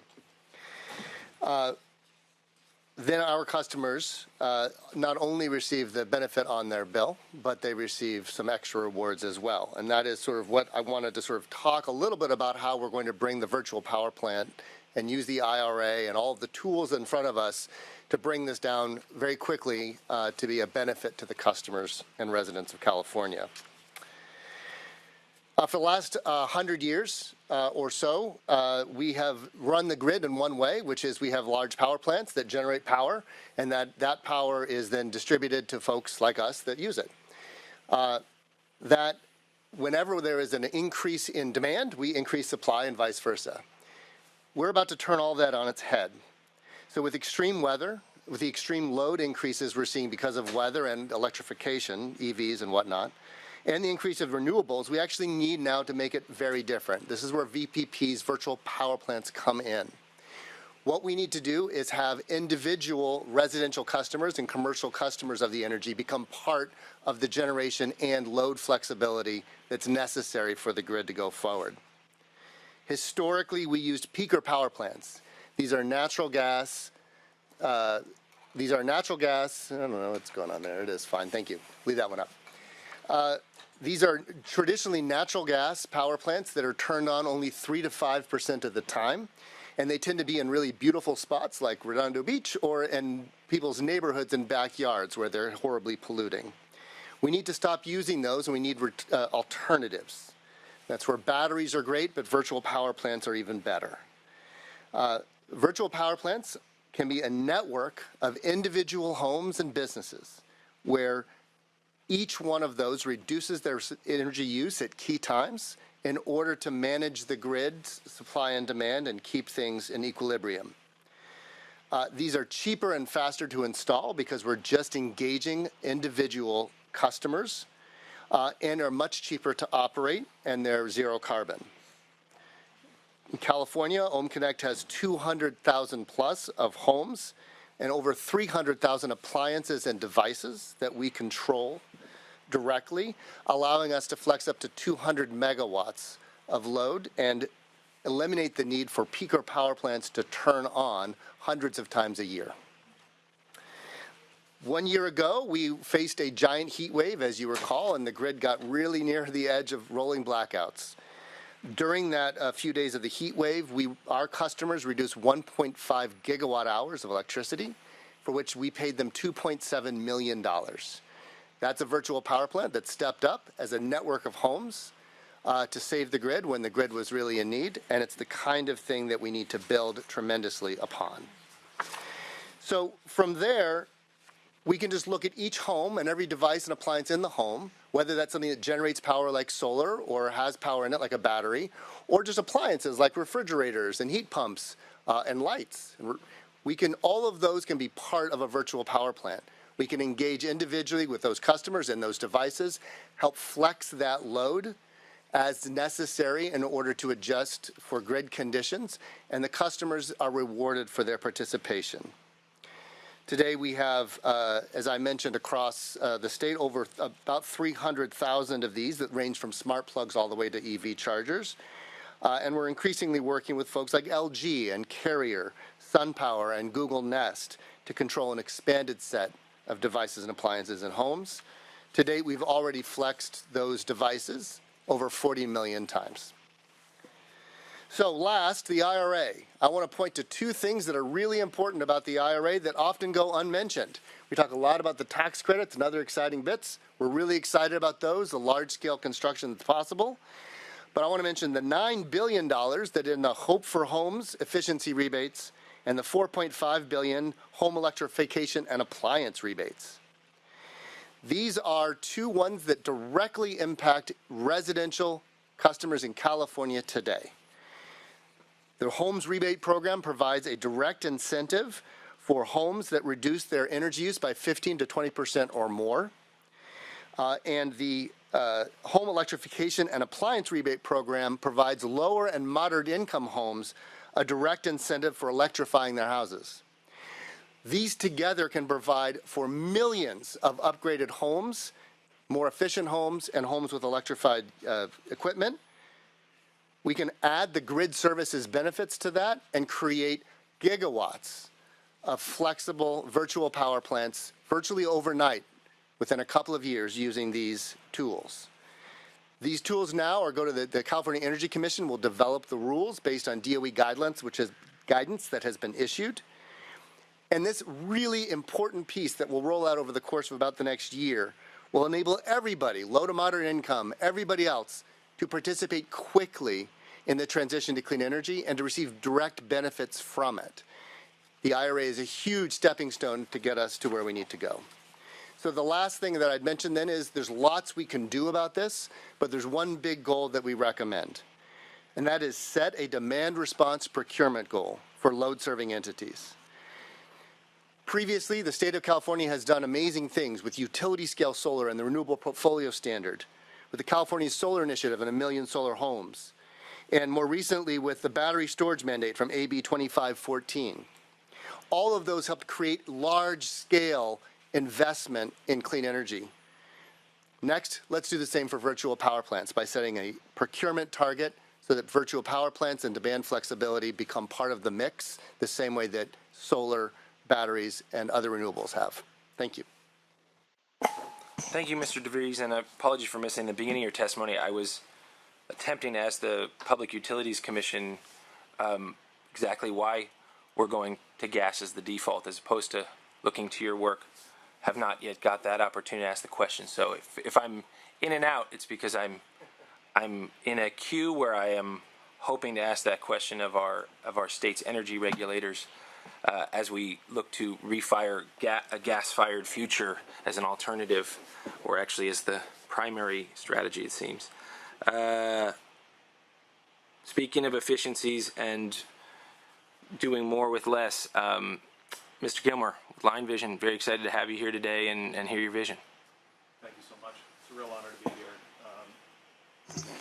So my name is Hudson Gilmer, CEO of Line Vision, and what I'd like to talk about today is the important role of grid-enhancing technologies in relieving grid bottlenecks. So we heard from Ms. Miller in the earlier panel about the fact that bottlenecks to California's grid represent probably the biggest obstacle to achieving the clean energy goals of the state, but also to really capturing a fair or even outsized share of the benefits, the jobs, and the funding that come from the Inflation Reduction Act. If we think about California, it's always been a leader in clean energy and has perhaps the boldest clean energy and net zero goal of all states in the country. And so on the surface, it would seem that California would be exceptionally well positioned to benefit from the funding opportunities in the Inflation Reduction Act. But the challenge is, if we dig in a little deeper and look at how we get to net zero, really the grid constraints represent a bottleneck to those funding opportunities, because after all, this is really private capital that's looking to go wherever these projects can be built. And if we think about the steps of net zero, decarbonizing generation, so this is tax credits in the IRA that are funding renewable wind and solar projects, but they can only go where there is grid capacity to build. Secondly, if we look to the right, this is electrifying transportation, electrifying buildings, electrifying industrial loads. Again, huge role, exciting role for the funding opportunity in the IRA, but that brings additional loads that come onto the grid. So really what's often overlooked is that third step in the middle, which is expanding grid capacity. Experts say that between now and 2035, we'll need to double grid capacity in the state of California and nationwide, and we'll need to triple it by 2050. And California, if we look at where it's positioned right now, already is experiencing massive grid bottlenecks. I'll give you a couple of examples. So right now, grid congestion is at record levels in the state, and just in 2022 there was $647 million at retail rates of curtailments due to grid bottlenecks. So this is basically wasted wind and solar generation. And a second example is that California unfortunately stands dead last among all states in terms of the percentage of wind and solar projects that make it through that interconnection process and actually get completed. So this is missed opportunities for jobs. It's missed opportunities for funding, particularly with the advent of the IRA. So it would seem like there's a simple solution. Why don't we just build more grid capacity? But of course, we know the challenges that come with that, the permitting challenges, the time it takes to go from project design to completion. And these are typically 5-year processes or more. So really where Line Vision comes in is that we represent a new model for how we build grid capacity, how we build grid infrastructure, not with poles and wires, but using technology, using advanced sensors and analytics. And this, if I go into a little bit of detail, what Line Vision does is use non-contact sensors that mount on the tower and provide real-time data on the conductors and help utilities take advantage of the fact that even a little bit of wind cooling the line allows them to safely put up to 40% more power through those existing lines. So we've done projects across the country and around the world. 6 of the largest utilities in the U.S. are clients of ours. This is a proven technology. Actually, some of you may have seen there's a project here with SMUD, not more than 5 miles away from us, that was featured in a recent NPR release just a week or so ago. So the advantage of this grid enhancing technology or dynamic line ratings approach is that it is significantly cheaper and significantly faster than the traditional approaches to building grid capacity.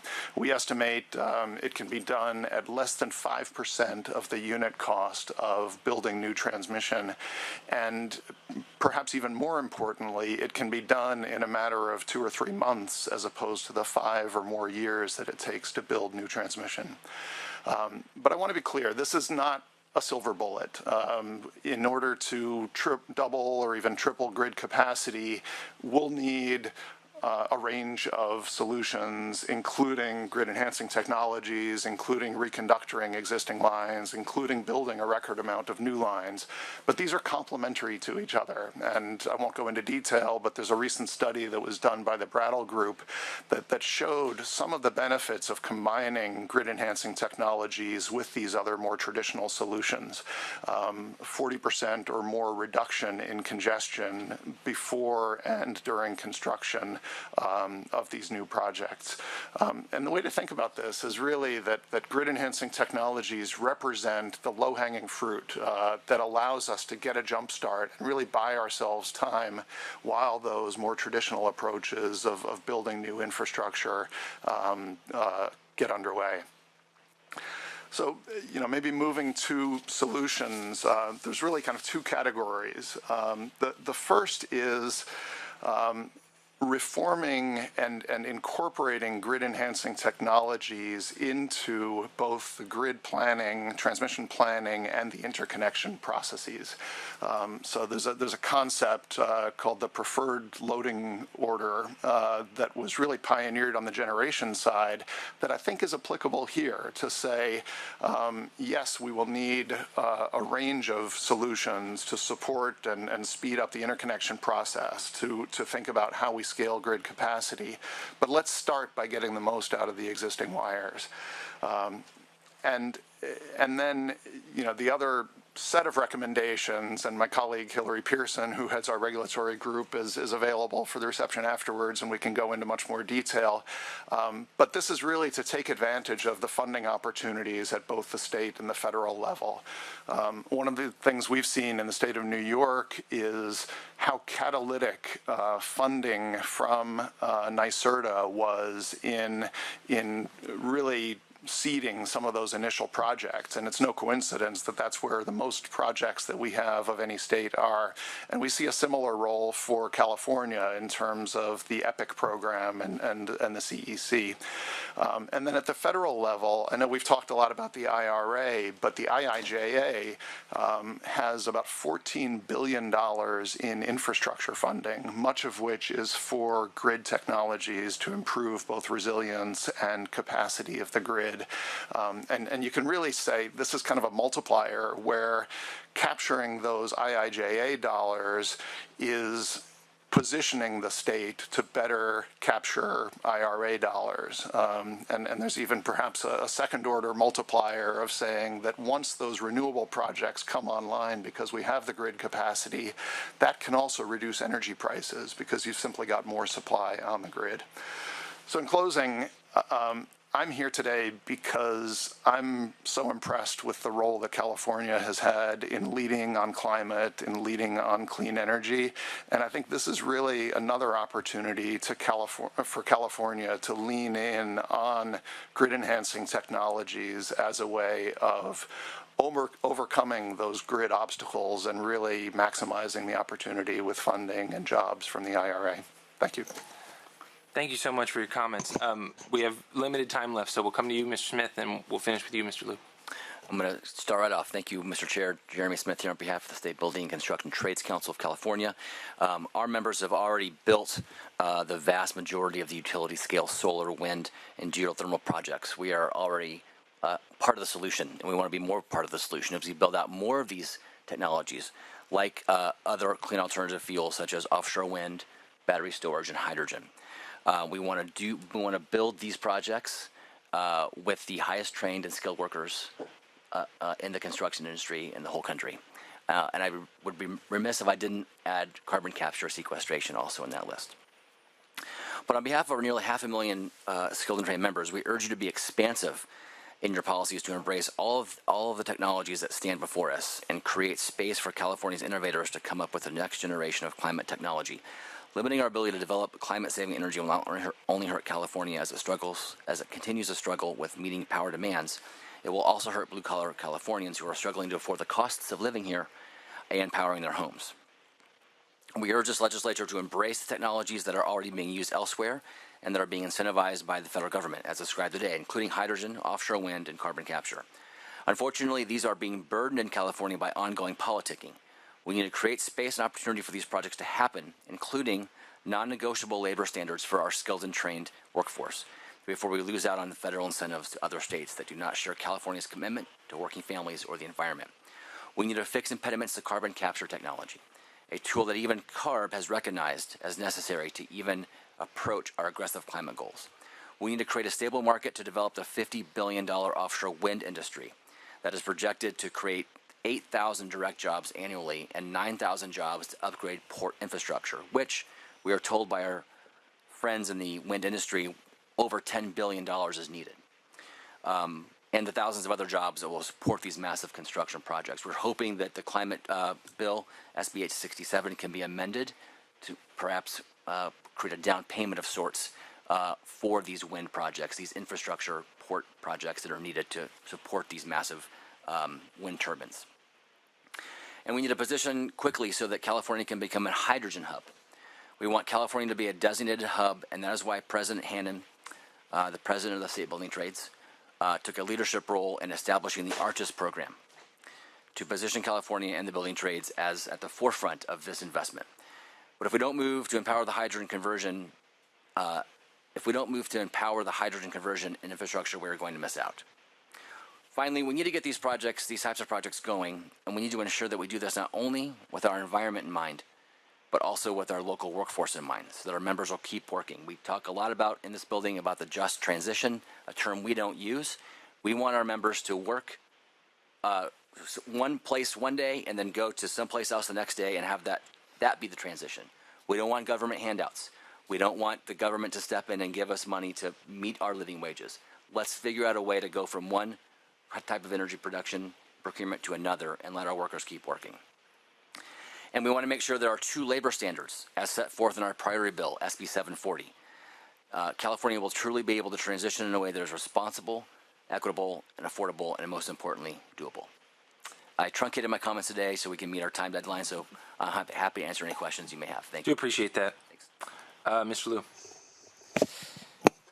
Thank you, and good morning. My name is Zach Liu. I'm the Coalition Director for the California Green New Deal Coalition, which is a statewide alliance of over 80 environmental justice, labor, community, and climate organizations. Over the past several years, we've engaged our members and their communities on the need for California to take an equity and justice-centered approach to the funding made available through the IIJA and the IRA. In 2022, our coalition was one of the lead co-sponsors of AB 2419, the California Justice 40 Act, authored by Assemblymember Isaac Bryan, which sought to align California with the Justice 40 initiative. Justice 40 is a federal effort that set a goal to deliver at least 40% of the overall benefits from federal investments in climate, infrastructure, and clean energy to disadvantaged communities. And while the Justice 40 initiative is a strong federal goal, states will ultimately determine how and where these investments are made. And California currently lacks a comprehensive equity framework for investments. According to the state's own findings and a report by the Department of Water Resources, the state has a wide range of inconsistent, imprecise, and misaligned definitions and frameworks used to target communities for investment that, quote, do not always accurately represent the communities they are trying to target, end quote. Although AB 2419 did not pass, the need for a state commitment to equity has not gone away, and in fact has only become more urgent. You're good here. As federal investments became available, the state faces two connected challenges. One, disadvantaged and historically under-resourced communities often lack the capacity to access federal funds. And two, as previously mentioned, the state does not have a comprehensive equity framework. So at the same time, the state has made it a clear priority to streamline, deploy, and build infrastructure as fast as possible. And while we recognize the urgent need to rapidly build out climate resilient and clean energy infrastructure, if this is done without a simultaneous commitment to equity, the state runs the risk of, one, continuing the legacy of inequitable infrastructure development, two, ineffectively deploying investments by overlooking projects that could have the greatest impact, and three, leaving the state and local communities less competitive for federal funding opportunities. So our suggestion is not to slow down infrastructure development, but if we're going to prioritize building as fast as possible, we must also set aside state capacity and resources that are committed to directing investments to disadvantaged communities and getting projects in those communities ready for funding as fast as possible. And to be clear, our local governments and community organizations are not prepared for this funding right now. They either don't know about it, don't have the capacity to apply and administer funding, or both. So without real assistance, these communities will lose out, and we will perpetuate the inequities we live with today. So at a high level, our recommendation is simple. The state should make a direct and mandated commitment to Justice 40 and a commitment to equity as a driving feature of climate and infrastructure investments. There are a number of ways the state can do this. One is through dedicated state resources and capacity. Senator Stern asked about adding administrative capacity earlier. So this could be some kind of centralized state Office of Justice 40, or just committed staff that can work across agencies and departments to coordinate a whole-of-government approach to Justice 40 and equitable implementation. It could also serve as sort of central hub or point of contact for community groups and local governments to bring project ideas in disadvantaged and low-income communities. To put a finer point on this, we would anticipate this modest allocation would pay for itself many times over. Even if it would cost, say, $1 million for the state to set up, if it could facilitate even receiving just one IRA grant that we wouldn't have won otherwise, given the average size of those grants, this single funding allocation alone would likely exceed the $1 million price tag. Secondly, we could have structures for community accountability and oversight. One way to do this is through a transparent accounting of how the state is investing these funds. We have also not seen a robust stakeholder engagement process from state agencies on many of the grant funding opportunities that fall under Justice 40. We've also called for the creation of a Justice 40 advisory committee made up of key stakeholders that could support implementation of this. And thirdly, as was proposed in AB 2419, the state could develop an investment framework that requires state agencies to direct this funding to disadvantaged and low-income communities.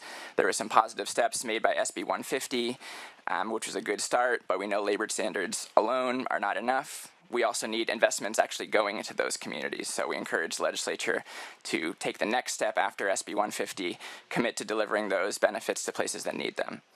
So just to conclude, we really think this should be a springboard to think bigger and develop a gold standard here in California.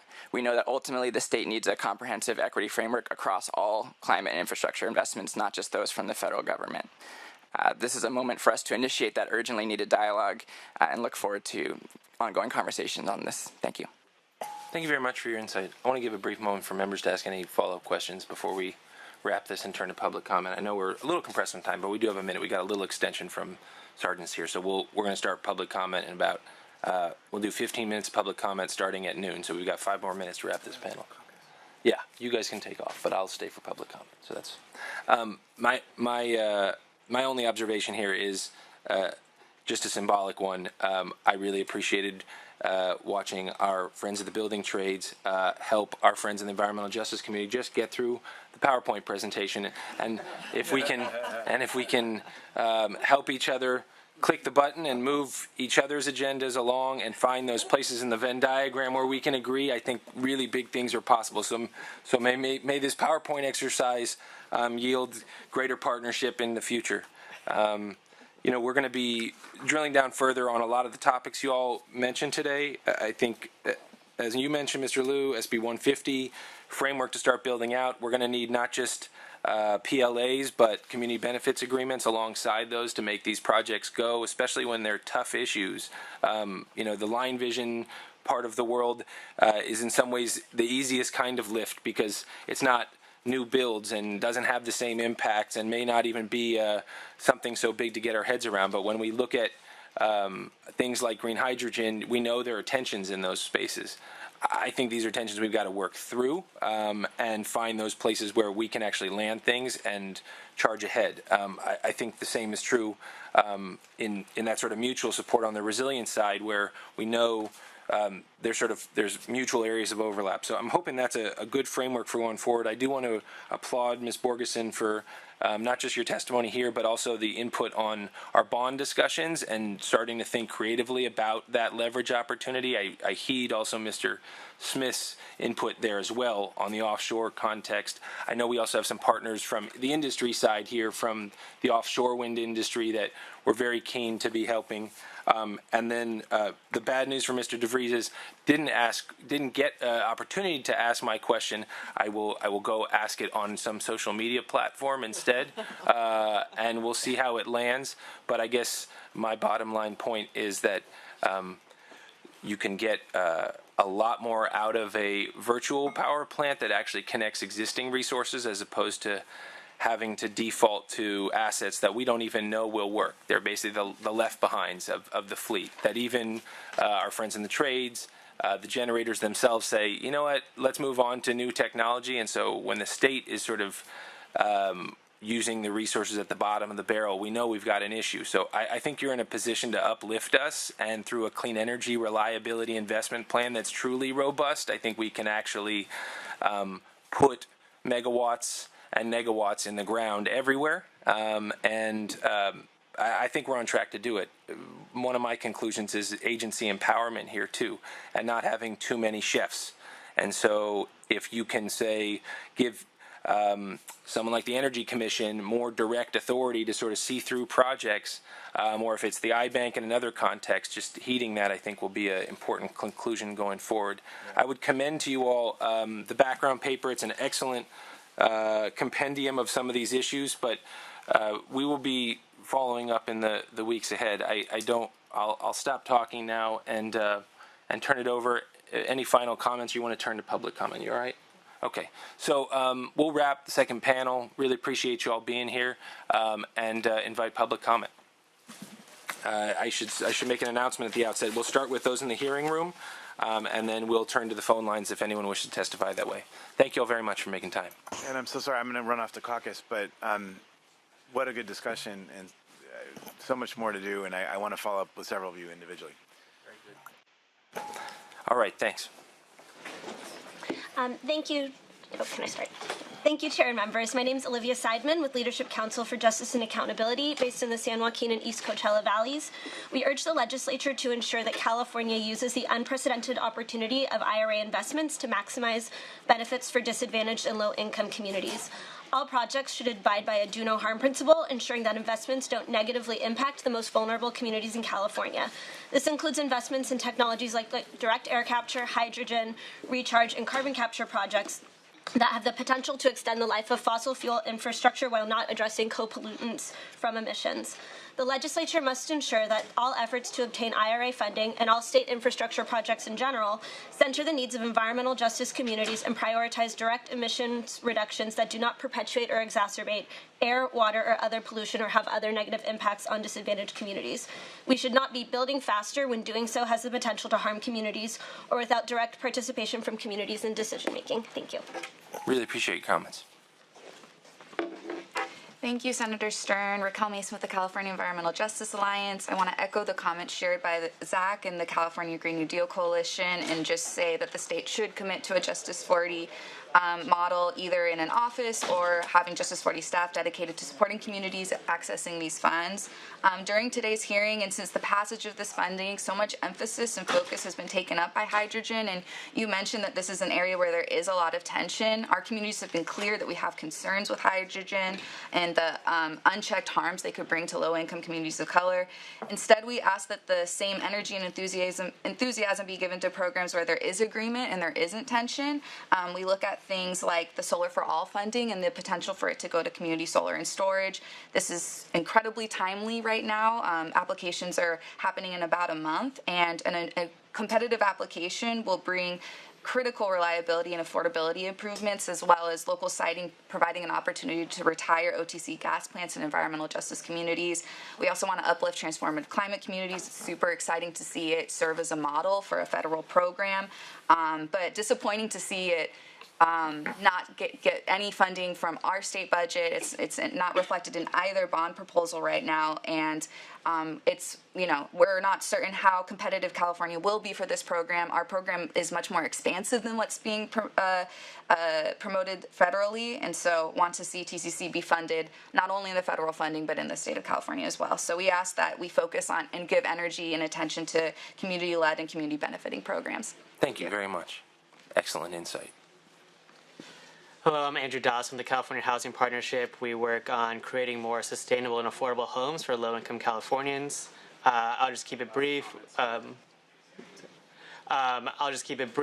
We have a lot of building decarbonization programs within the state. We would like some of these programs in the IRA to be leveraged or layered with these programs in whatever way possible and fit within that structure, including the affordable housing finance space. Thank you. Short but important. Thank you for the comment.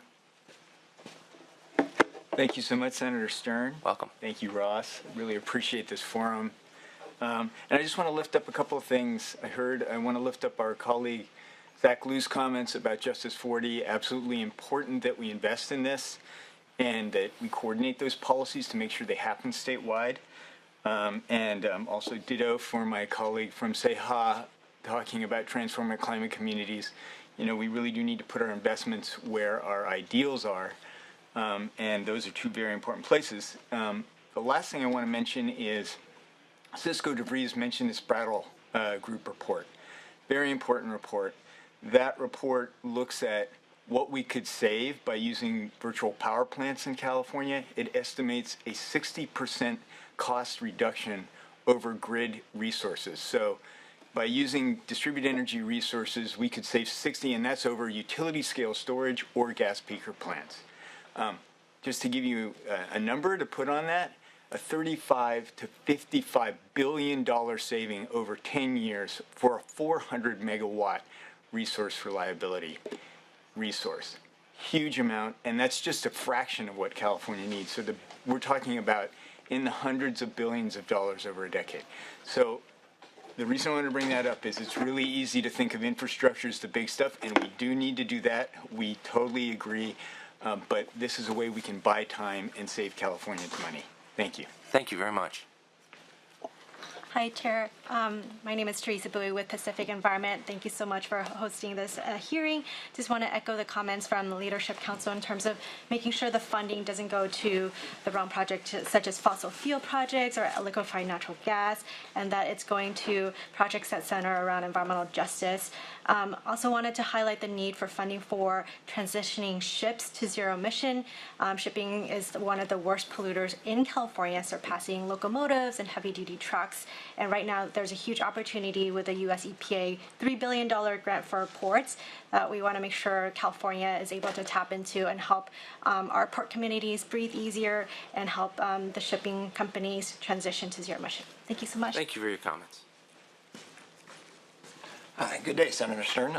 Thank you. My name's David Bolog. I work at Los Angeles Department of Water and Power. I am here on my own time. I take time off work today. The reason I took time off work today was to reach out to our Los Angeles Department of Water and Power Board of Commissioners to encourage them to bring staff up here to find out what's going on with legislation and policy that's being set. My understanding right now is that Los Angeles has not had any input into what is happening. None of our staff comes up here to hear what's happening. We just have to react after. And I've watched our engineers scramble to figure out what to do. The reason I'm addressing you right now is what I was going to do is encourage the board to have staff come up here and to be more involved. I myself have been on personal levels, have come up here and lobbied on different legislation that has happened, and I'm watching this happen. Their insight, and I don't know if other public utilities have the same situation where they're just having to react to whatever the state does, is not healthy for them. They have the experience of real world of actually providing. I provide electricity to the city of Los Angeles. That's my job. So my request to you is to reach out to the mayor of Los Angeles, who's a former assembly member here, a former speaker, and to encourage her to send our employees to Sacramento to understand what's happening and to put input. Thank you. Thank you so much. Seeing no others in the hearing room, we'll turn to the phone lines. Moderator, do we have anyone in queue on the phone lines that wishes to speak? If you would like to register a comment, please press 1, then 0 on your telephone keypad. You'll hear an indication you've been placed into queue. An AT&T specialist will provide you with your line number by which you'll be identified. If you're using a speakerphone, we ask that you please pick up your handset and make certain that your phone is unmuted before pressing any buttons. One moment, please, for our first question or comment.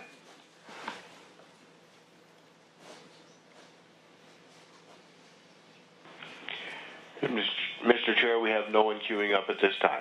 Very good. Thank you so much.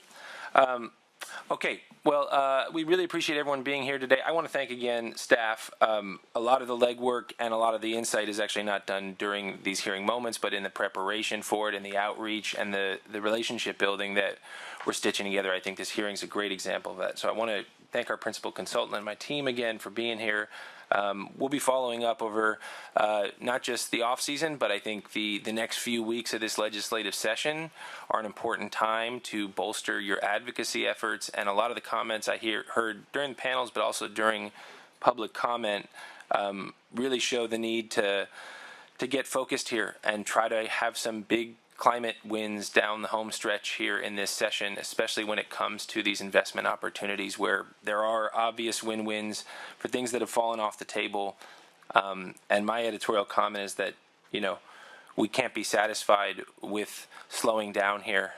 When it comes to investment, the thought of our climate change bond getting second or third in the order and getting pushed out and sort of being an afterthought is not what our frontline communities and our workforce expects from us. I think the same goes for our investment strategy when it comes to the resources we currently have in our budget and how we can leverage those more intelligently to get these resources online is everything. Unfortunately, the $2.5 billion that have come out of the state for, say, clean energy in recent years actually has gone to natural gas. And they're proposing today, later this week, actually, to refire gas plants in disadvantaged communities, to double the capacity of Aliso Canyon, and to put other stresses on our system for, in my mind, what isn't going to deliver either reliability or climate emissions reductions that we need so much. So I really appreciate seeing sort of a pathway here from the coalitions that are present. And I think this committee is going to continue to go do the behind-the-scenes work to get that done. So I know Ross is on hand here for anyone who wishes to continue the conversation as I run off to caucus. But in the meantime, sincerely appreciate your input. And with that, this hearing is adjourned.